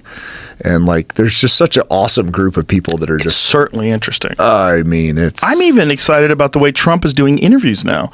He's doing it. It's like he's become a wiser person in interviews. He did this interview with this lady from, I think it was NBC. The recent one that he did was over an hour. But even the way he was talking to her, she was saying things. He's like, you would be so much better if you weren't so biased. So what he said to her. It was a kind way of saying it to her. Do you think he always had that, and he's just so intelligent, he's playing different cards at different times? I think he's realizing that part of the problem is not just the resistance that he faced, but his reaction to the resistance. And he still slips. Sometimes he tweets out, I hate Taylor Swift. Oh my gosh. Which I thought was hilarious. I couldn't stop laughing when I saw that. I just love irrational tweeters. Right. At what point does the incoming president going to just dunk on somebody? Well, he wasn't winning yet. I think he was freaking out. Oh, I honestly think he was freaking out. You think? Yeah. Because they were doing a psyop. And they were all of a sudden making it seem like Kamala Harris was the dream that we'd always been looking for. And they were tricking people who recognized that she was an unpopular vice president just 3 weeks ago. And everybody was all of a sudden on board. And that one spun around fast. Jesus, it was wild to watch. But that was another thing. Like, if you can learn from it, look, we got through it. It didn't work. But you should learn that the government will organize to do that to protect their position of power. Because here's what's up. The people that are in power, and no, we're not even saying they're evil. I'm not saying anything bad about them. But the people in the administration that's there currently, they're all going to lose their jobs. Okay, or they keep their jobs. So if they can keep their jobs, what's the way we keep our job? The way we keep our job is we present her as the best option possible, even if they don't think that's true.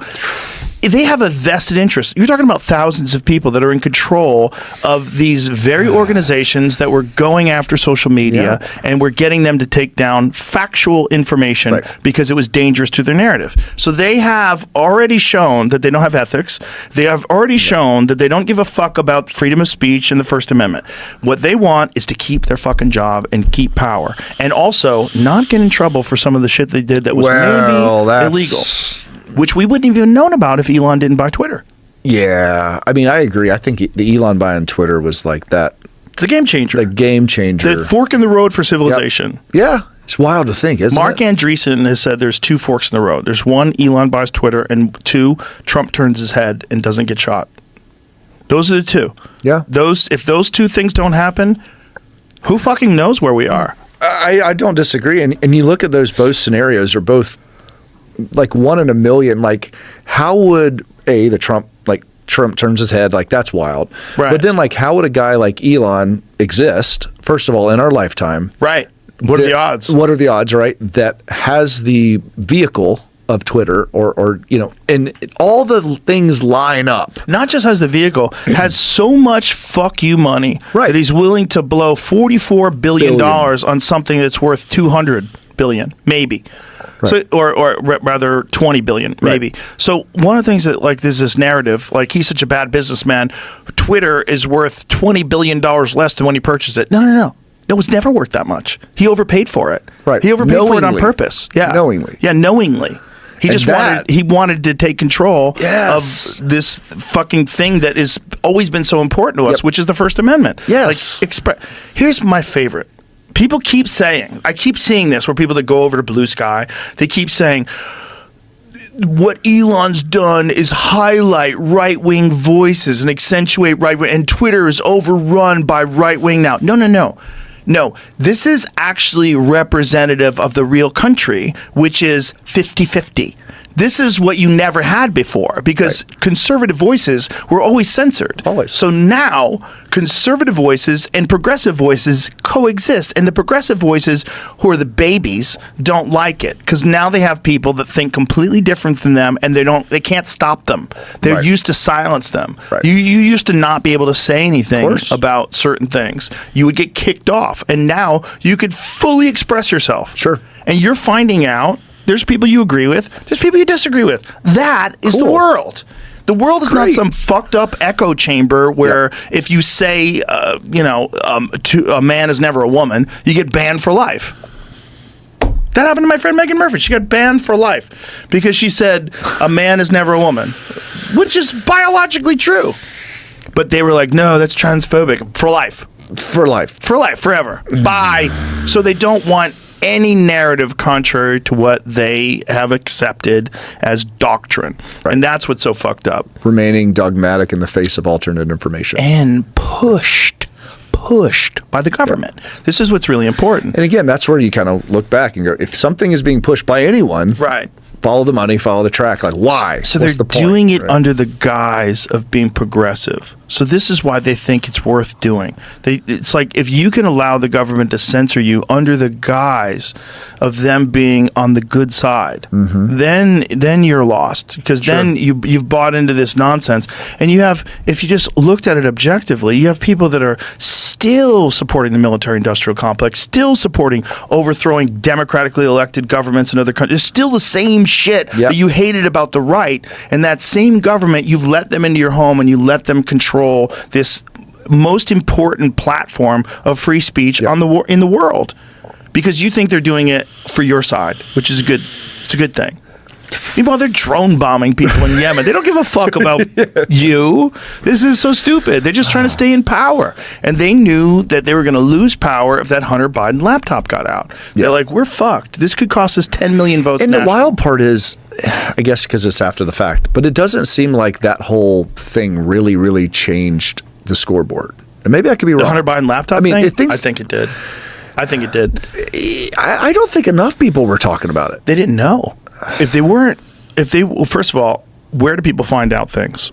Most people are not finding out things through the newspaper. No. They're finding out things through social Memes. media. And if you can block it on social media, they don't find out about it. Of course. There's so many things I talk to people about that's like kind of in our world, like just everyone knows this stuff. And I'll talk to people just on the street, whatever. They have no idea. Yeah, most people don't have any idea. And that's where I started going, oh, there's different narratives being spun to different algorithmic groups because we're all in the Truman Show, our own little Truman Show. 100%. And we all think that we know what's going on. And I'm like, hey, guys, we all have our different scoreboard somehow that's been put up. So, like, let's just question the scoreboard for a minute. And learn how to communicate with people you disagree with. And this is the problem with these people that wanted all the right-wing voices banned from Twitter. Like, hey, guys, that's bad for you. It's bad for you. Yes. And it's bad for your own objectivity, your own understanding of the world. Yep. You need to, even if someone's wildly incorrect, if they're wildly wrong, you need to be able to know that people do think that way. It's good for you. Yeah, make a good point. And like, let's listen. Yeah. And I enjoy talking to people from all over, and like much like yourself. And I stupidly got into some some DMs with like people just like hit me up and they're like, hey, and I'll just like, I'll ride the ride. Yeah. And I'll ask questions and this and that and the other. But it was very illuminating, like, oh, wow, you're looking at a totally different scoreboard, a totally different game clock, a whole different thing. And it makes me at least question myself and go, well, maybe I'm the crazy one. Maybe I'm... No, they're just a Cowboys fan. They're a Cowboys fan. The Cowboys can do no wrong. Right. And you're like, fuck you. I like the Raiders. Like, whatever it is. Show you guys. That's what it is. It's teams for people who don't believe in sports. Right. And that's politics for a lot of those fuckers. A lot of those fuckers are not into sports. And or competition. I've always been super reluctant to the whole team thing in the first place because when I stopped playing baseball and I started fighting, one of the reasons why I did it was like, I didn't like that little Billy can drop the ball and I'm a fucking loser. Oh, I get it. I didn't like that. I get it. I like to rely on myself. Like I've never played a team sport. The most relying on myself to me was like fighting. I was like, we're the same weight. There's no trickery. You're 3, 2, 1, go. You know, you're like, are you ready? Are you ready? Go. It was like so simple to me. Like, this is what I'm looking for. Yep. This is like competition that makes sense to me. Yep. And this idea of like joining a group of people and all of their opinions I have to agree with, like, that's horrendous to me. Like that, like, what are the odds they're going to be right? What are the odds? Even in fighting, so many people are so wrong in their ideas. Like, there's guys in the gym that I'll hear them giving advice like, you don't need submission, you want to learn submission defense. Like, what are you talking about? Don't tell him that. Like, you should shut the fuck up. Like, and this guy's a trained fighter in a gym. And he's telling people, you just need submission defense. Like, no. You need to learn how to do it so you can even defend it correctly. Right. Just even know what's out there. That's like listening to the other side. Right. It's like, hey, tell me why you believe X, Y, and Z that I think is absurd. But yeah, give me, oh, wow. Okay, well, now I realize you're crazy, but at least I know. It's also like, who are you training with where you don't think that works? They're like, why don't you go train with Fabricio Verdum and then tell me you should learn your guard? You don't know what you're talking about. You're talking nonsense. You're saying something from this very narrow-minded perspective. Like, you can only learn so many skills. Like, no. You should learn the whole thing. Right. And if you can't learn the whole thing, you're in the wrong game. Because these kids that are coming up, guarantee you that. I watch some of these kids that are coming up in the amateur ranks and the kids that are fighting in the UK and they're going to make their way in the UFC. These motherfuckers are complete. And they're like 18. Some of these kids that are fighting in 1FC, they're like 17, 18 years old, and they're complete. They can do everything. Like, you better learn how to do everything. Yeah. You're going to meet that guy. Yeah, that guy's out there. And otherwise, you're in the wrong game. Right. And if you're giving advice saying, you don't need to learn that, like, oh. Well, that's a good, like, if you're ever giving advice to someone who doesn't need to expand their horizons, like, that's just wrong. Right, but imagine if that guy's your coach. And imagine you have a team. And everyone in the team has to believe that submissions are bullshit. Building that same narrative. Right, and then you get trapped with all these meatheads that think it's just all about ground and pound. And then you get triangled every weekend. You're like, I'm tired of getting triangled. Yeah, well, it's the same tribalism and strength conditioning, too. You either get guys who are like, oh, all the powerlifting moves, that's all you got to do. Bench squat, deadlift. And it's like, oh, the other guys, Olympic lift, you got to snatch, clean, and jerk, and everything else is stupid. And you're like, okay, guys. Like, and I used to joke, I was like, I could look at your shoes and I could tell you what tribe you're in and what music you probably listen to. What are the shoes that you look at? Converse All-Stars. A lot of guys lift with those. Because they'll be Westside guys. That's a hardcore dude. It's a hardcore dude. He's going to run All-Star. He's going to run Converse. He's going to box squat. Let me ask you this. Sumo dead. Why doesn't Converse make an All-Star with a wider toe box? Because I try to lift in Converse, I'm like, these are stupid. They're hard. They're hard to do. I like a wide toe box. Yeah. I like a Vivo barefoot like that. But Converse are good because they're flat. There's not a lot of, there's no cushion there. It depends on what you're doing, right? If you're like more of a wide stance sumo or box squat, because your heels aren't elevated, it's actually a better situation for squatting. Right. Well, if you're an Olympic lifter, you're going to be closer, so you want a heels elevated with a flexible toe. And that's so you look and you're like, oh, okay, this is what you're doing. And then I kind of laugh. Like, the guys with the cross trainers are usually just dudes that do a whole bunch of crap and they're doing plyos and dancing around and whatever. But there's always like these little tribal things. Like, if you're this person, you're wearing Chucks and you're listening to Pantera. Yeah. Like, it's just part of the gig. And it's always funny. And it's like, all right. Some people think you have to lift heavy. If you don't lift heavy, you're a pussy. Oh, or you have to listen to music at like 8,000 decibels to lift heavy. Yeah. And slap your fucking thighs and scream. I've danced that dance before. Throw the powder out of your hands. I've done the soul. I've done the smelling salts. Of course. Oh, we threw smelling salts in here. Let's go. Right here. Yeah, let's roll. Let's go. It's a good one, huh? Rough. It's probably better than what I had back in the day. It's a good one, and it's not even that fresh. Yeah, it's not even fresh. That's worse. Worse than I remember. That's Jujumufu's. Yeah. Yeah. We are an unlicensed promoter of this brand. Yeah, I know. Yeah, we used to do the little capsules and break them, and that's a whole different animal. Yeah, that shit's real. That's a whole jar of it. It's like this, it's potent. The fumes that come out are so strong. When you have a sealed bag, you could smell it on the outside of the bag. Then when you open the bag, you got a sealed bottle. I think my ears are bleeding now. Just the smell from the opening the bag is rough. Yeah. No, I just... What does that do? Does that really help you? Have you ever tried to lift before that? And then add it? It just snaps the central nervous system. It's kind of like, when you're passed out, right? Does it make you a little stronger, you think? More mad. More mad. Mad's good. Mad's good. On big gross motor movements, squats, deadlifts. I used to call deadlifts are just how mad you were. They used to have the strongest man competitions all the time on ESPN. Yeah. Well, those dudes were holding on to cars. Oh, they had the cars on the ramps. Oh, so cross. Cool. Yeah. The big stones and Atlas stones. It was so great. It was fun. Yeah, I watched them all the time in the 90s. And then actually my dad was in 1980 at the Playboy Club. He was with Bill Kazmaier when he did the silver dollar deadlift. It was What's the silver dollar deadlift? He had 900 something pounds of these clear boxes, and they were filled with silver dollars. Oh wow! And it was super cool. And so there's an iconic lift, and Pops was hanging out with those cats, but it's funny because there's a whole picture of him, and I'm pretty sure. I mean, he was obviously training that day. I think he was partying pretty hard too. So he looked straight off of a ripper, and I was like, man, the 80s were awesome. He looked like he looked like Magnum PI. It was awesome. Yeah, they were just learning things. Oh, man. It was the pioneer days, basically. Jeez, it was so cool. You always knew that if you were watching The Strongest Man, if the dude's name was Magnus, he was going to fuck things up. Yeah, yeah. Some Magnus. Is it for Magnuson, a Samuelson, if there's some sons involved? Yeah. One of those guys is fighting MMA. He's been fighting at Mariusz Pudzianowski. Oh, I remember Mariusz. Yeah. He went from being a strongman to being terrifying. A really good MMA fighter. I could see that. In the beginning, he was getting fucked up, but he tried to dive in right away. He tried to fight. He fought some good fighters right away. When Mariusz was at the height, because we used to do a lot with the Arnold Strongman Classic. Tim Sylvia, that's who he fought. Oh my gosh, did he? He fought Tim Sylvia really early on, when Tim. Yeah, so he fought Tim Sylvia in his third pro fight, and he got the fuck beaten out of him. Yeah, well, that'll happen. That was just. But I never And then he fought forget. Butterbean. He beat Butterbean. He lost to James Thompson, and he beat Sad. James Thompson. Oh, well, no contest, it says. Yeah. What a stud. Fought Bob Sapp. That was when Bob Sapp was like taking some kind Yeah, of dives. My buddy used to train with Bob.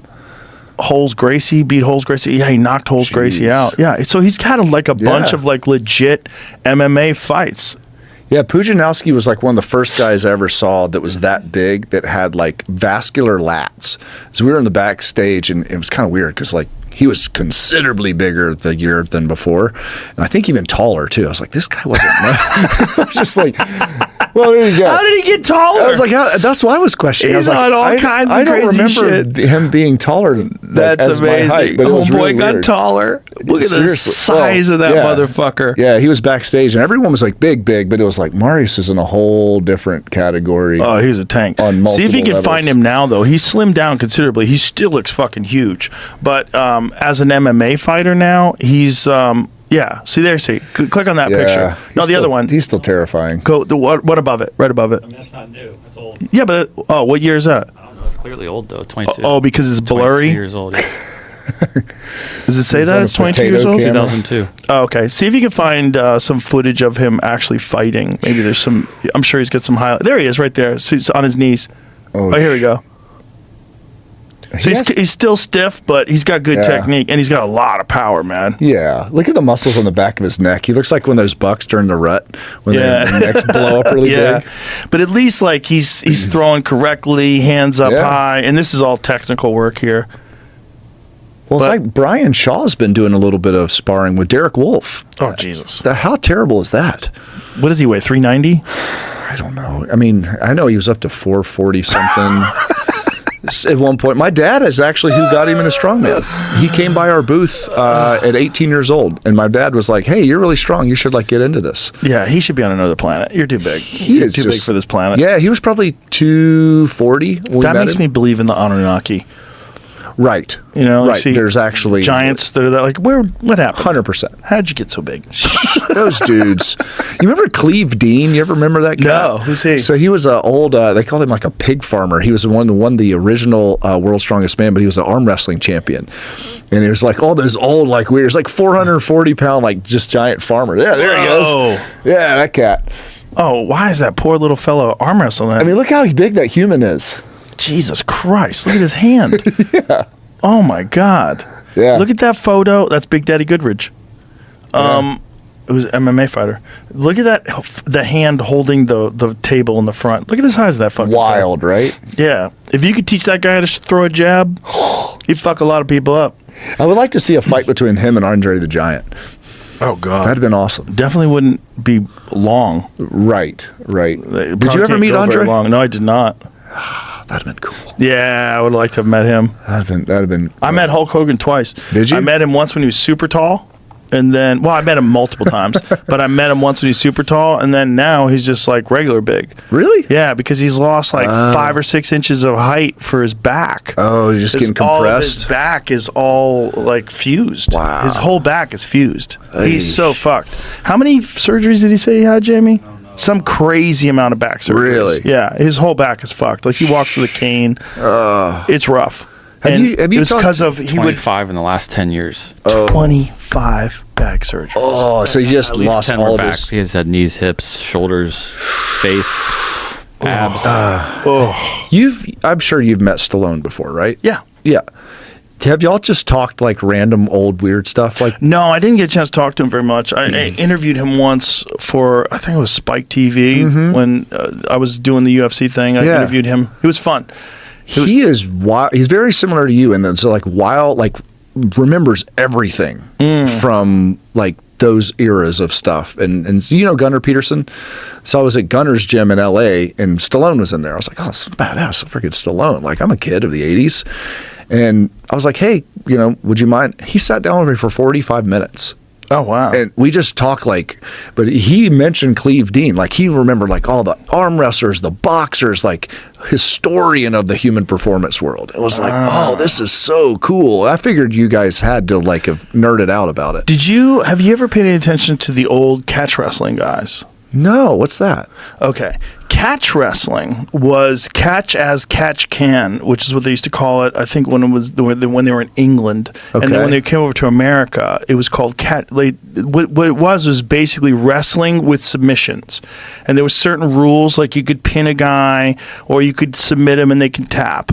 And there was a few guys that were legendary for their strength and conditioning routines. No way. Yeah. Josh Barnett learned under Carl Gotch, and Gotch was like famous for having like this unbelievable gauntlet of strength and conditioning work that you had to be able to get through before he would even train you. Really? Yeah. Like he went over to Japan, and Gotch trained a lot of guys. Like there's a lot of like catch wrestling influence.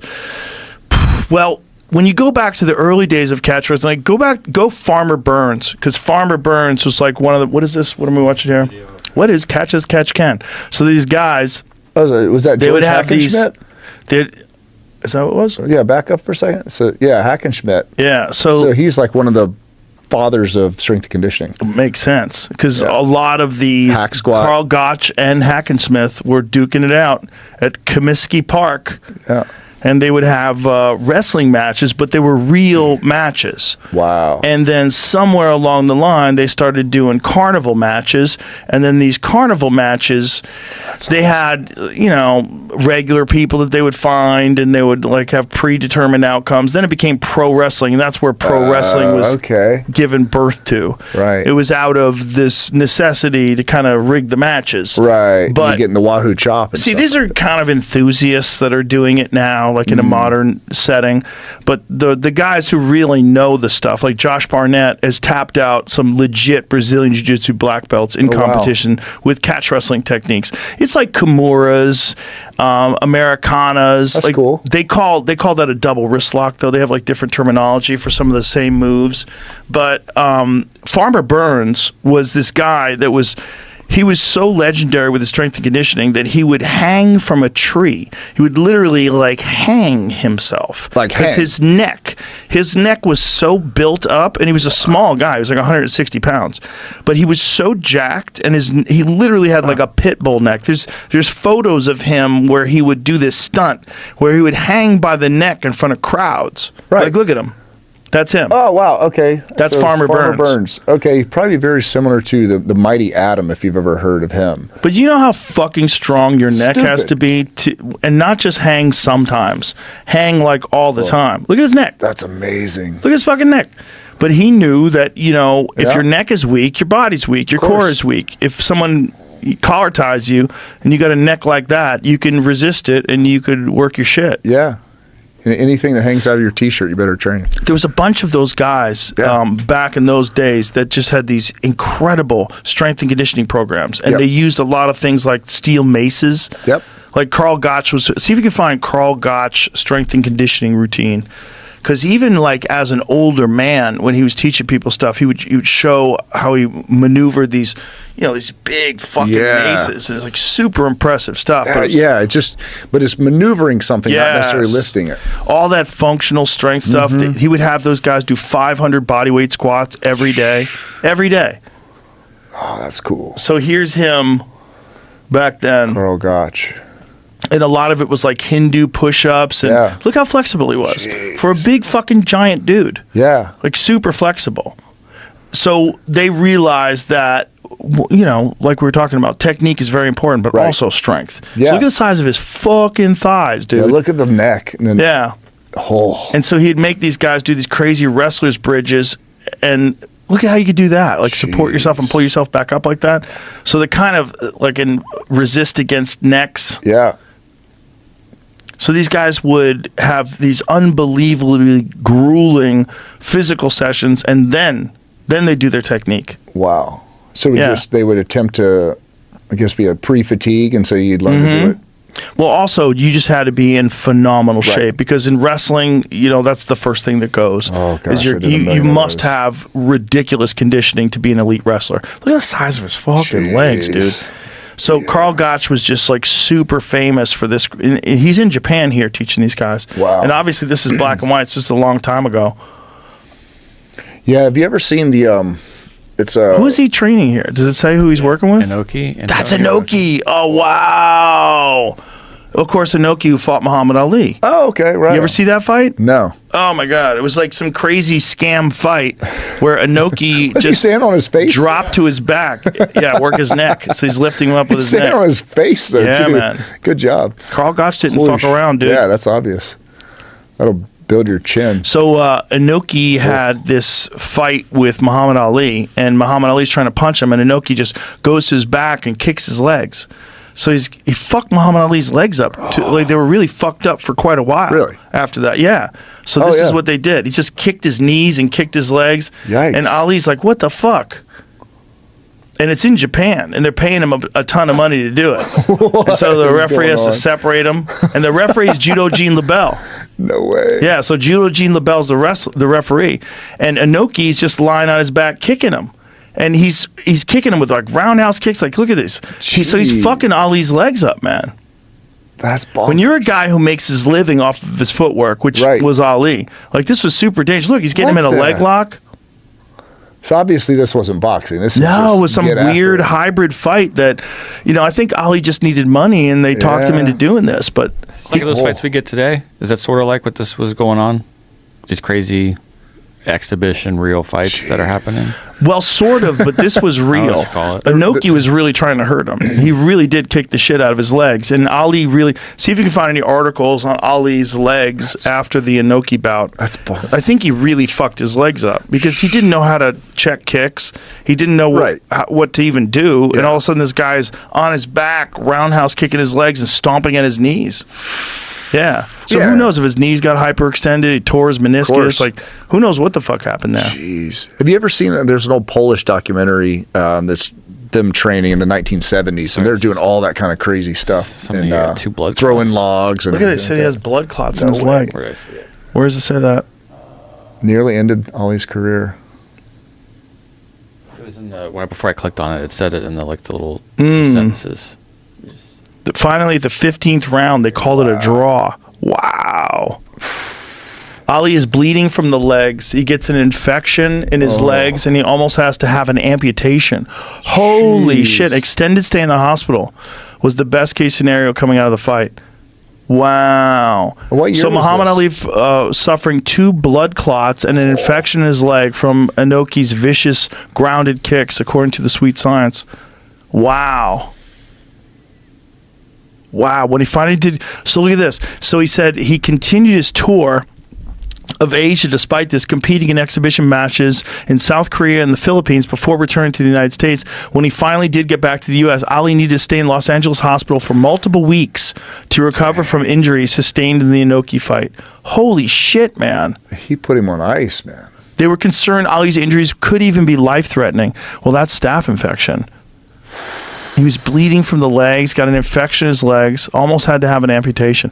Bro, staph infections are fucking terrifying. Have you had one? Yeah. Yeah, I've had 2.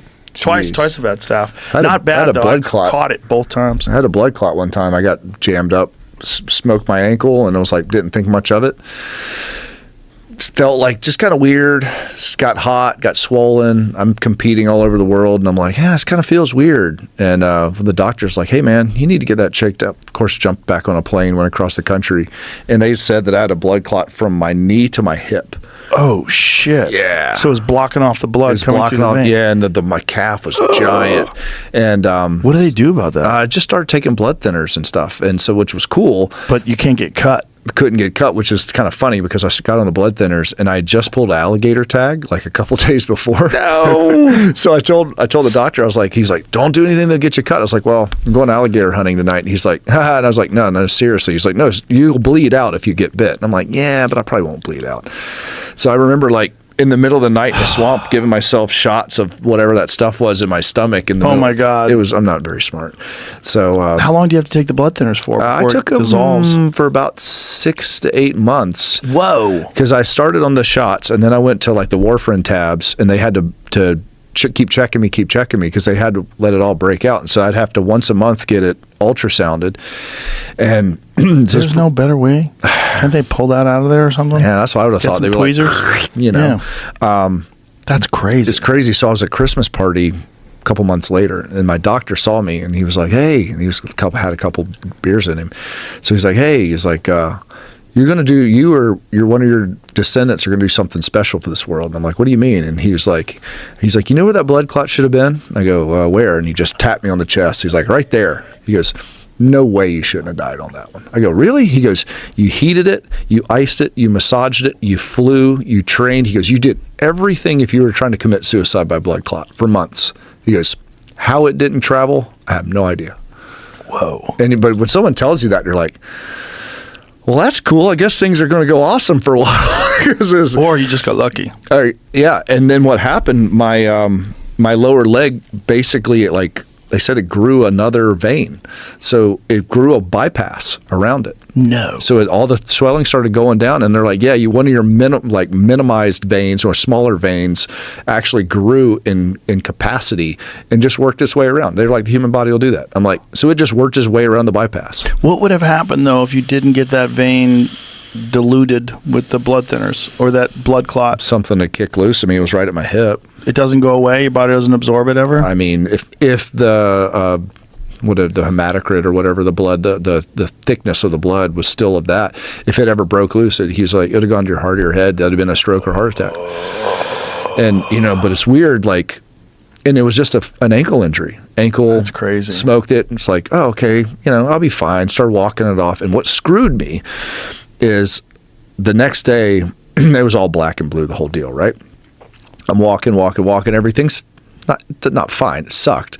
And I had to go on a business trip, and I was like, let me go check and make sure it's not broken, that I have to get it actually fixed.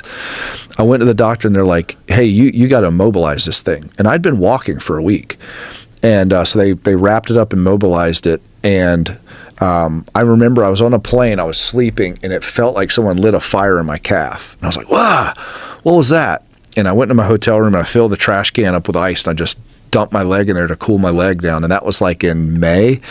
And I competed at the Hammer World Championships all the way to Labor Day.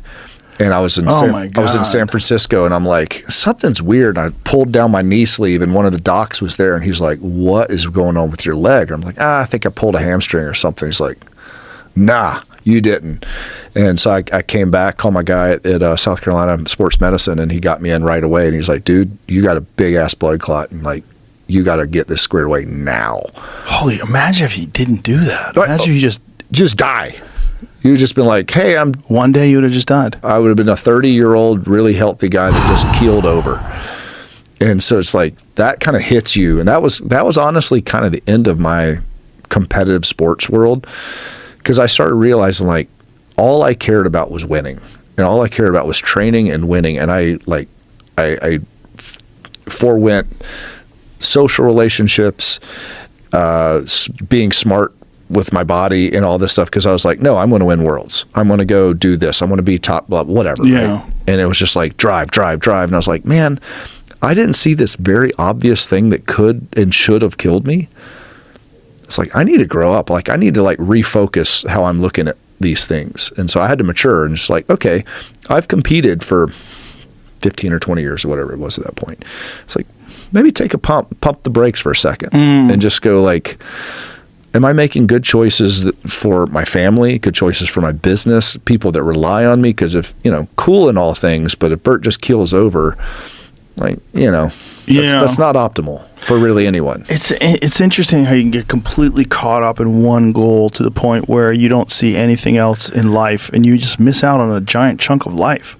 But if you want to be the best at something, it's the trade-off. That's the Neil Brennan joke.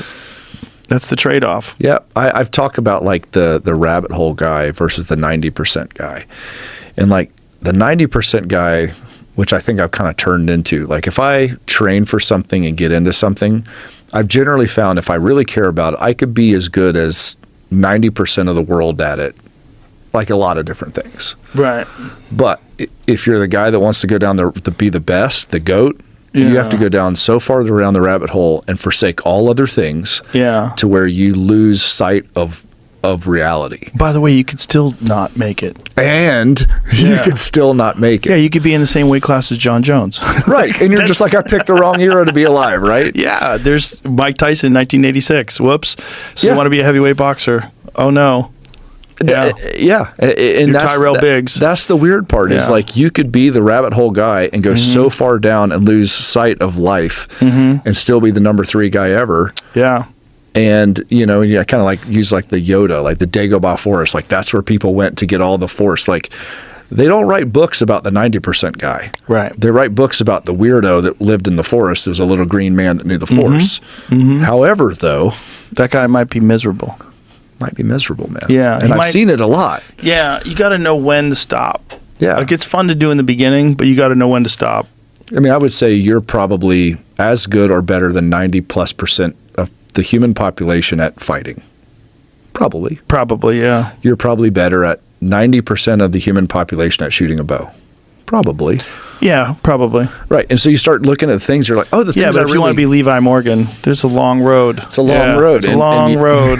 Yeah. Long ass road. And like if you want to beat Gordon Ryan, you're probably never going to catch him because he's already still doing it. Yeah. And he's not doing archery and he's not doing a Right. podcast. Exactly. And he's not doing a thing. Exactly. And then so like I've had to kind of went to this thing. I was like, do I want to be a 90% guy that enjoys semi-balance in my life and is really passionate about 3 or 4 or 5 things and be really, really good?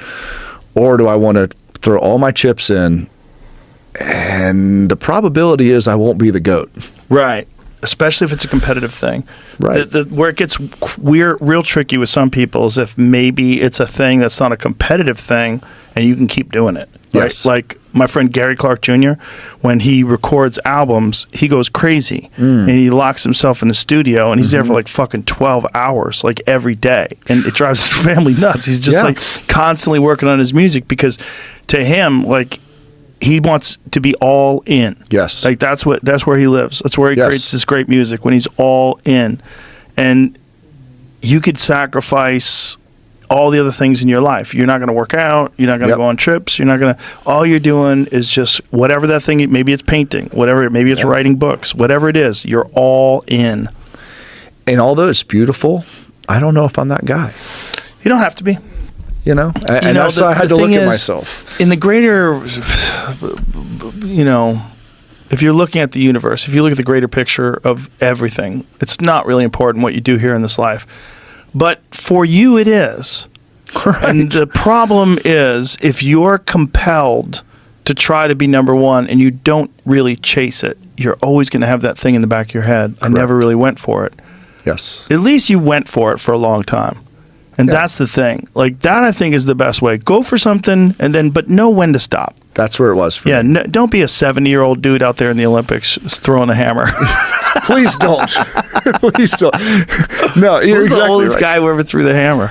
Ah, gosh. Well, actually, one of my mentors, Judd Logan. So this dude made 4 Olympic teams, and in the hammer, and then got out of it. And he was a coach. And then every time that he would hit a 50-year, 55-year, or 60-year, he would train for 3 or 4 months, break the all-time world record in that age class, and he would go off again for 5 years. Good Lord. And he would just come back and he would do it again and just shatter the world record. And he would come back and he'd do it again. And he just did that up until pretty much when he passed. Did he keep training the entire time? Like, how did he be able to come back? And He was very genetically gifted, and he was a coach, so he was always doing it and kind of screwing around. And then But he'd he get serious But then he would every get 5 serious for years. the last little bit, and all of his kids would come out, all of his guys he coached, and I mean he was just a.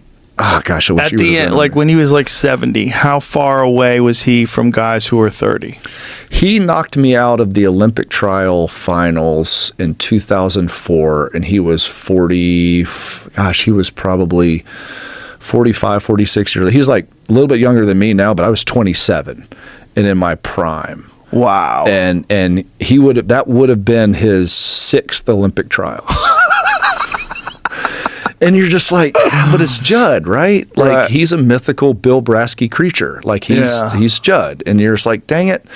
Yeah. Judd's going to figure out a way. And he just generally his So 4th how many Olympic. age class world records did he hold? He went 50, 55, and 60, and then he passed away a couple years ago. Actually, he got had cancer, and then he had some COVID complications. It sucked, man. I mean, you talk about a guy that's just that statuesque, like best conversationalist, like poured into all these kids and stuff, and just like he's the coach you always wanted to have, you know. And you're just like, but. things happen. It's man. interesting when you watch the way different people live their life, because you could see benefits and you could see where it would be a detriment to the rest of your life. And it allows us to look through these mythical creatures like that guy, these John Jones type characters, these Carl Gotches, and go, but is that what I want to do? Correct. Like, you should know what you want to do. Don't get tricked into doing something you don't want to do, because there's people out there that really want to do that. And if you don't really want to do that, you're never going to beat them anyway. Ever. You're already most likely not going to. Already most likely not going to. But if you're not really sure, you're fucked. You're dead in the water. If you got 1 foot in, guess what, bitch? You're gonna get that foot's gonna be snatched up by a crocodile. one foot in the grave and one on a roller skate. Yeah, you can't compete with a really obsessed, talented person if you're not really obsessed and talented. And the weird part is when you look at yourself and kind of question that, like, am I a 90% guy? And some people aren't either. Some people are like, I don't care what happens, man, I'd be average. And that just sounds horrible, right? Yeah, that doesn't sound like you're going to get anywhere, and you're not going to be interesting. Not in the least. Yeah, that's the problem. Like, you're not going to attract other interesting people because they're not going to want to be around you. Right. And the biggest Unless part... you're really funny. Well, that's helpful. Yeah. The biggest part about being interesting is being interested. Right. You know? Ask a lot of questions. Be interested as crap. Like, that's where I think one of your superpowers, besides you have a steel trap for a brain, you've recalled things that we've talked about. Like, I was like, I didn't know he was listening to that. It was pretty impressive. But the thing is, when you come to that, like, am I a rabbit hole guy? Am I a 90% guy? In my opinion, those are the only two choices. Like, the other ones, screw those. But when you kind of like really look at, like, have you ever seen like where your line really is? My line? Your line. Like when, like you're like, I will go this far, but that's as far as I'll go. Right. Like down that rabbit hole to whatever that is, or whatever stressor or whatever that may be. And it's weird. I hadn't done it. And in recent, like, I had an experience. It was like, okay, there's my line. Okay. That's. What did you do? I was in Africa, and I was hunting Cape buffalo, which is the most dangerous thing. It kills bow or rifle? Rifle, but still, it's one of those things. You get in there close, and everyone's like, "Go with the bow," right? Oh, you could die. Yeah, you die.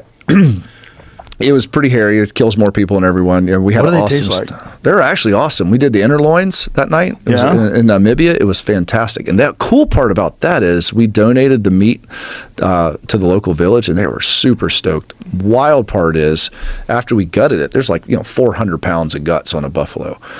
And I'm like, oh, are y'all going to like truck this out to the desert or out to the place and like let the hyenas? And they're like, no, the villagers are taking. I was like, the guts. And they said, yeah, no, like there will be a party tonight. No running water, hearts, lungs, liver, stomach, guts. And they go, they will be so excited to get that. And so that was for me, I go, oh, we think we understand poverty.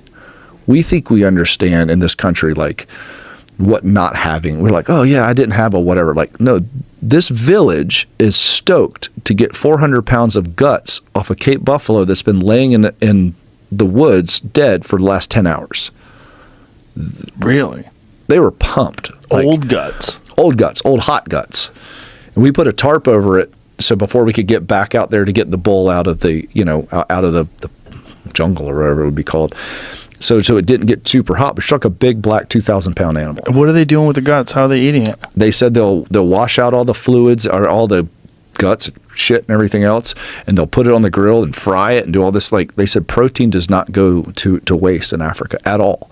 Wow. So I'm like, you guys are going to, of course, eat a heart, but they're like, yeah, they're eating heart, lungs, liver, kidneys, like anything. Like, what does lungs taste like? Boy, I don't know. I don't know if I want to know. I've always thought about it. Yeah. Yeah, because like when you open up an elk, you look at it like, can you eat this? Like, what does this taste like? Have you eaten heart? I'm sure. Yeah, I eat heart Heart's every good, time. right? I love heart. I eat liver rather. I eat the liver and I eat the heart. Yeah. But, and it seems like lungs are I've never heard anybody. And then stomach and stomach line. I guess that's what haggis is, right? It's like haggis, lungs, and what I know a lot of guys do? They take the caul fat from and then they chop up meat and then they'll wrap it in the caul fat and put it on the grill. Ranella did that, didn't he? That looked really cool. Did. Look real good. Season it and then wrap it in caul fat and then slice it open. We ate the interloins and they were really good, but they were talking about how the villagers out there, they're like, yeah, all this meat that these hunters get, like it all goes to the villages. I think people understand like how much that changes the game. So when you say your line, what did you mean by that? Well, they had another opportunity to do a lion hunt. Oh, yeah, I'm not interested. And that was my line. Yeah. It was like, yeah, for multiple reasons. Well, first of all, you're not going to eat it. Right. You could. I mean, I know dudes who eat mountain lion. It's delicious. Sure. Mountain lion is actually really good. According to everybody that I know that's eaten it, they're not lying. Yeah. There's people that are iffy on bear. Right. I enjoy bear. The rivets, of course. Yeah. They know how to cook bears, it. Yeah. But the reality of a lion is I don't think anybody's out there eating African lions. Yeah, right. And they're just a multitude. I mean, they're a big, I got nothing against a lion to start with. They're too cool. They're cool, but I don't want to eat a lion. They're big, they're scary, they hide really well, they're really fast. They're dope. There's if a lot of If they didn't exist, you'd be pumped. If somebody put one of those in a movie, you'd be like, what a cool, awesome animal. Yeah. You know? So it's just like, okay, like for a multitude of reasons, like I'm a hunter guy, I enjoy it. It's like, okay, not that one. Okay. And then not this. And then you start looking at even training. You're like, hey, I'll do this, but I won't do that. Right. And I don't want to shoot anything I'm not going to eat. I'm not interested in that. I'm not interested in going to hunt something that's inedible. I just don't get it.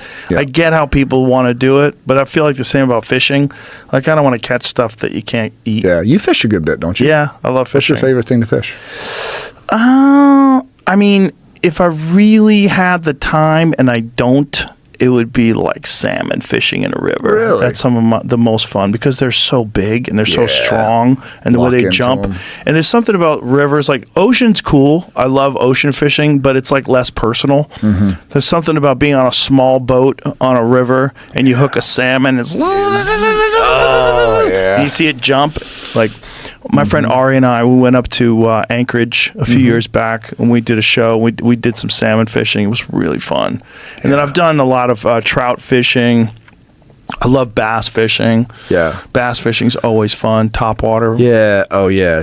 Yeah. Late summer. Watch them smash that. That's the best. Big frog going across the lily pad. It's fun. Yeah. It's fun. Have you ever done a? I probably would be a bad idea for you, but like I put a green light under my dock in my house. Oh, wow. Dude, cheat code. Oh, and they all come It's to the it. coolest thing. Oh, yeah. So in the spring and February through March, April, and then right now they're happening again. The striped bass will school under it, Oh, whoa. and it's like you're catching 4 to 15 pound fish every Oh, night. that's awesome. Every night. And so I'll sit up at the so house cheating. and I'll seriously. So I'll be with the wife and we'll have a glass of wine. I was like, all right, we'll go to bed. And I was like, well, I'm going to go fish. She's like, you're going fishing now? I said, I'll be back. Don't worry.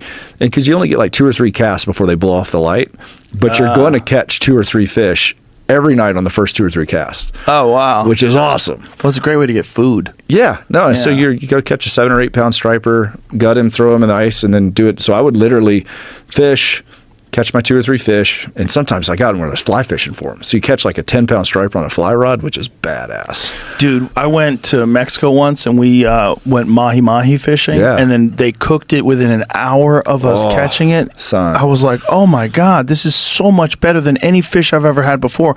And then you realize that the more time it waits after it's dead, it goes to supermarkets, sits on a shelf, you lose all that. You lose it. The flavor of them right when they pull it, I'm like, this is the best fish I've ever had in my life. It's incredible. Yeah. It was so delicious.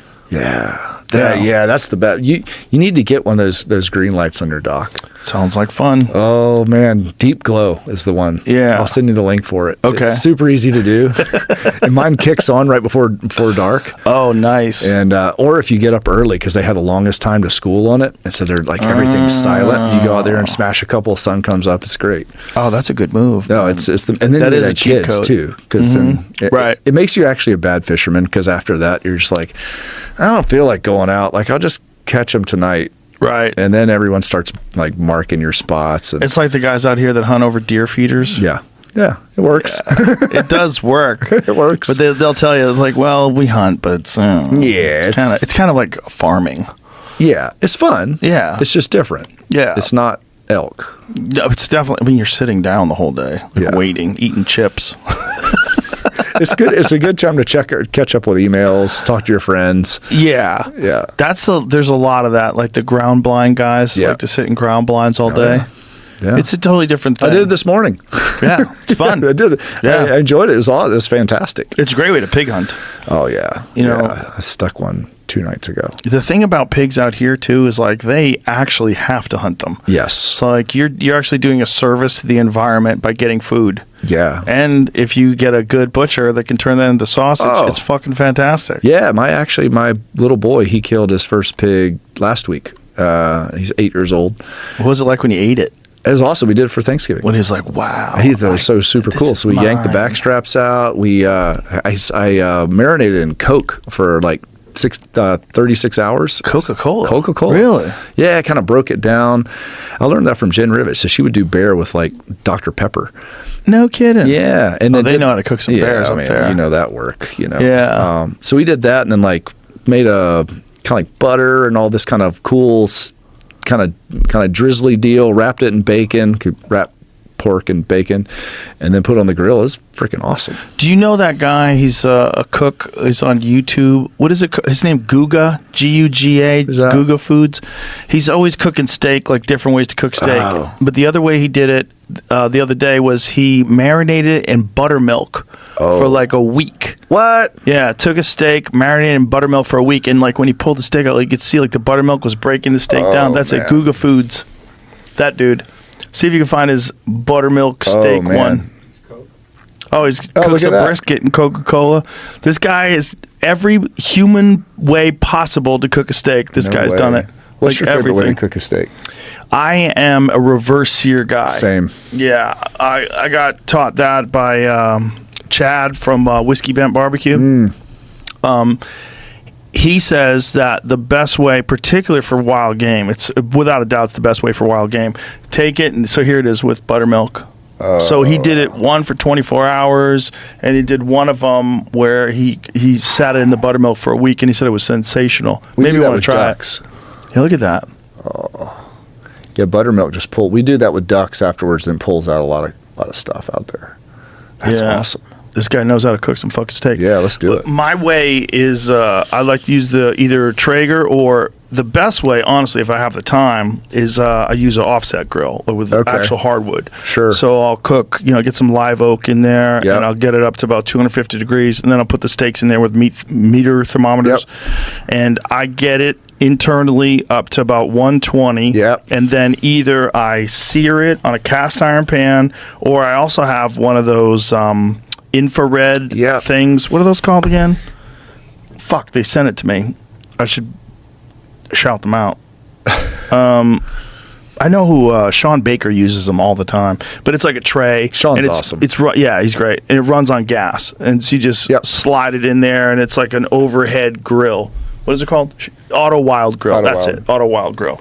How So- about Sean being a freak for eating a bunch of meat and Yeah. being a giant 70 person? years old. He's fucking throwing insane weight around. No TRT. Wild. No nothing. I Box remember him from the squats. throws days. Oh, do you Yeah, really? we used to compete.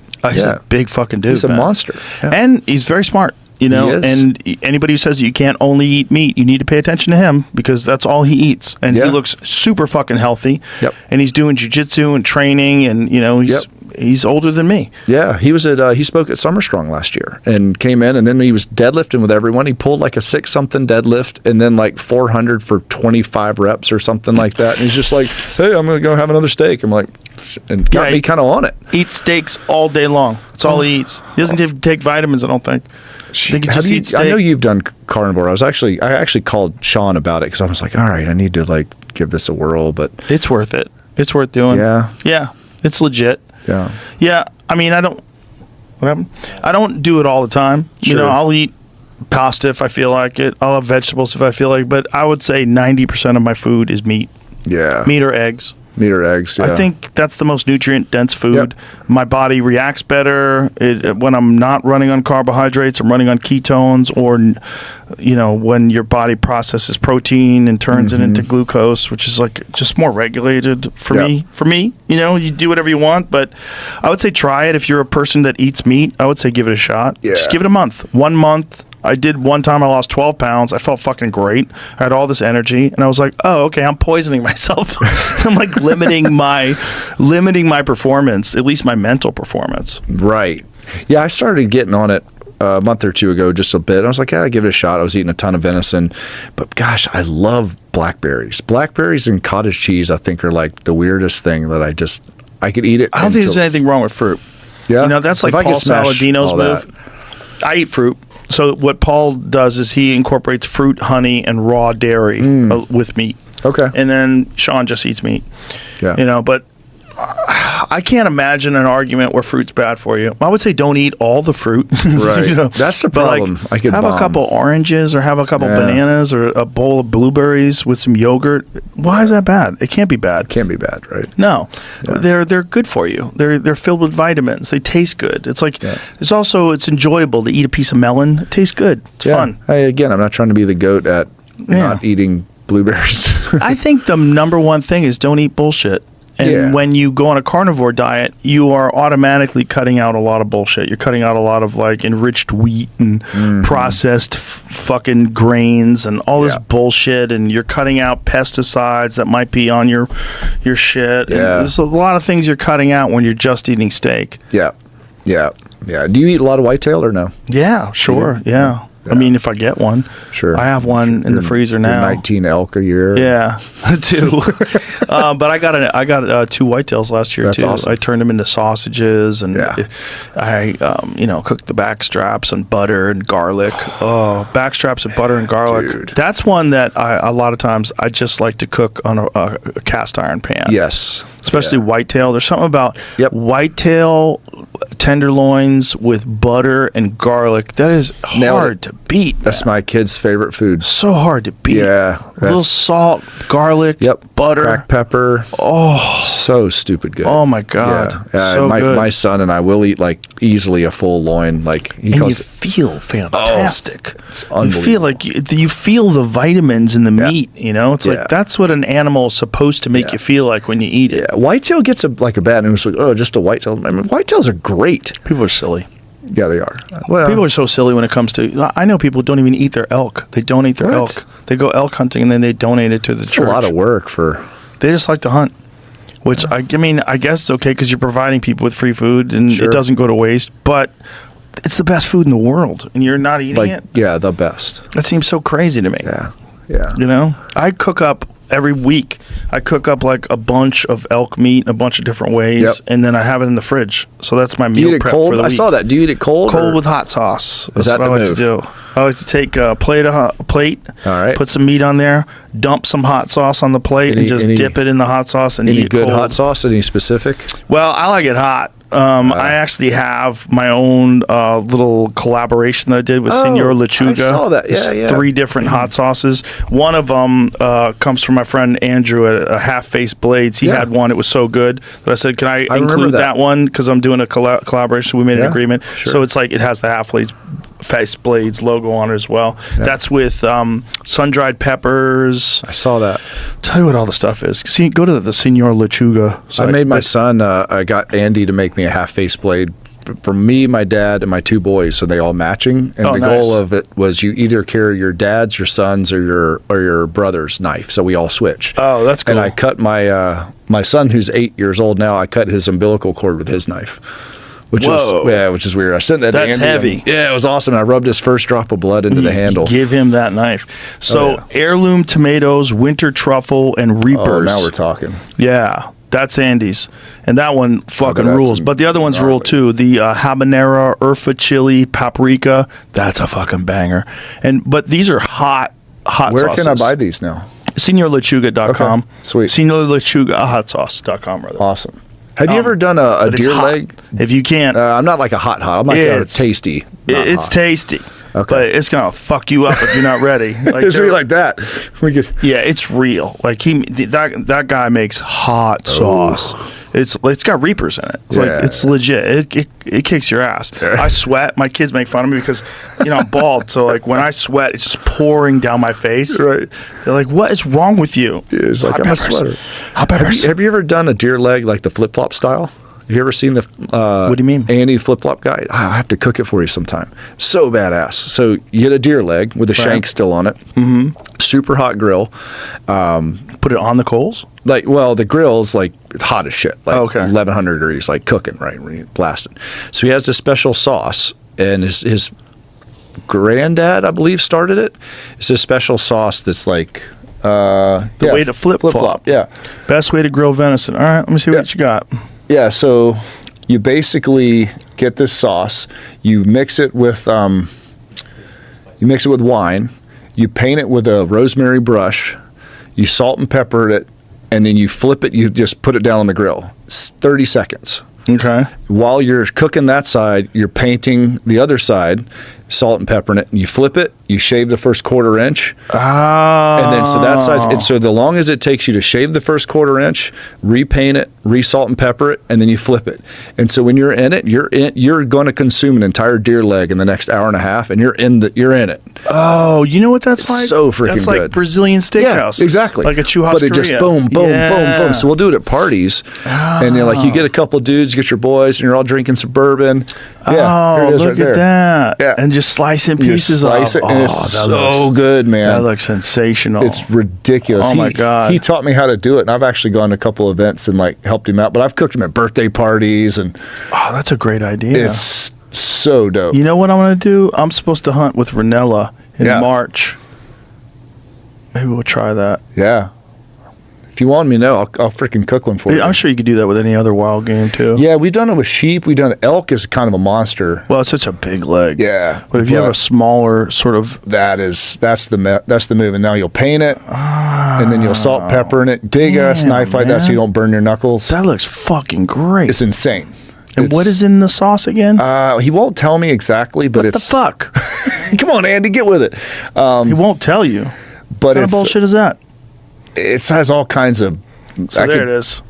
2 bottles of Private Reserve, Yeah. our flagship sauce. Oh, it's the sauce. What's the sauce? Yeah. Bottle of, he won't tell you what's in the sauce. Right. 1 bottle of red wine, Cabernet or Zinfandel will work depending on if you're non-binary.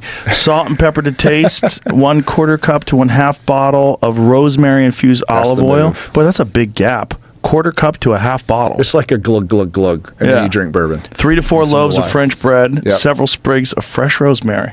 It's awesome, Sounds pretty fucking good, dude. It's Bert, I think we did like 3 hours and Did we? 20 minutes. How long have we Shit. done? Up more? 3.5? 3:30. that's no Evan Hafer, but Dude, time just flew by. that's super fun. It was a lot of fun, man. Thank lot you of very fun. much. Thanks for your awesome equipment too. Thanks. I should tell everybody you outfitted my gym at home. It's fucking incredible. Thanks, man. Keeps me from going nuts. It's the best. I love all your equipment. It's fucking so fantastic. You know what I use like almost every day is that Frankenhyper. Yeah, That thing is so versatile. back feeling better. Oh, it's so great. It's such a good device because you can do reverse hypers, you can do back extensions, you can do sit-ups off of it. Yeah. You can do so many different things off of it. Well, I have a new module coming. We're relaunching it, so if you want, bring your old one here, and I'll put the new one at your house. What are you going to do? What is the It has some assisted and resisted abilities, so you could do some. If you're not quite as strong, you're come back, return to play.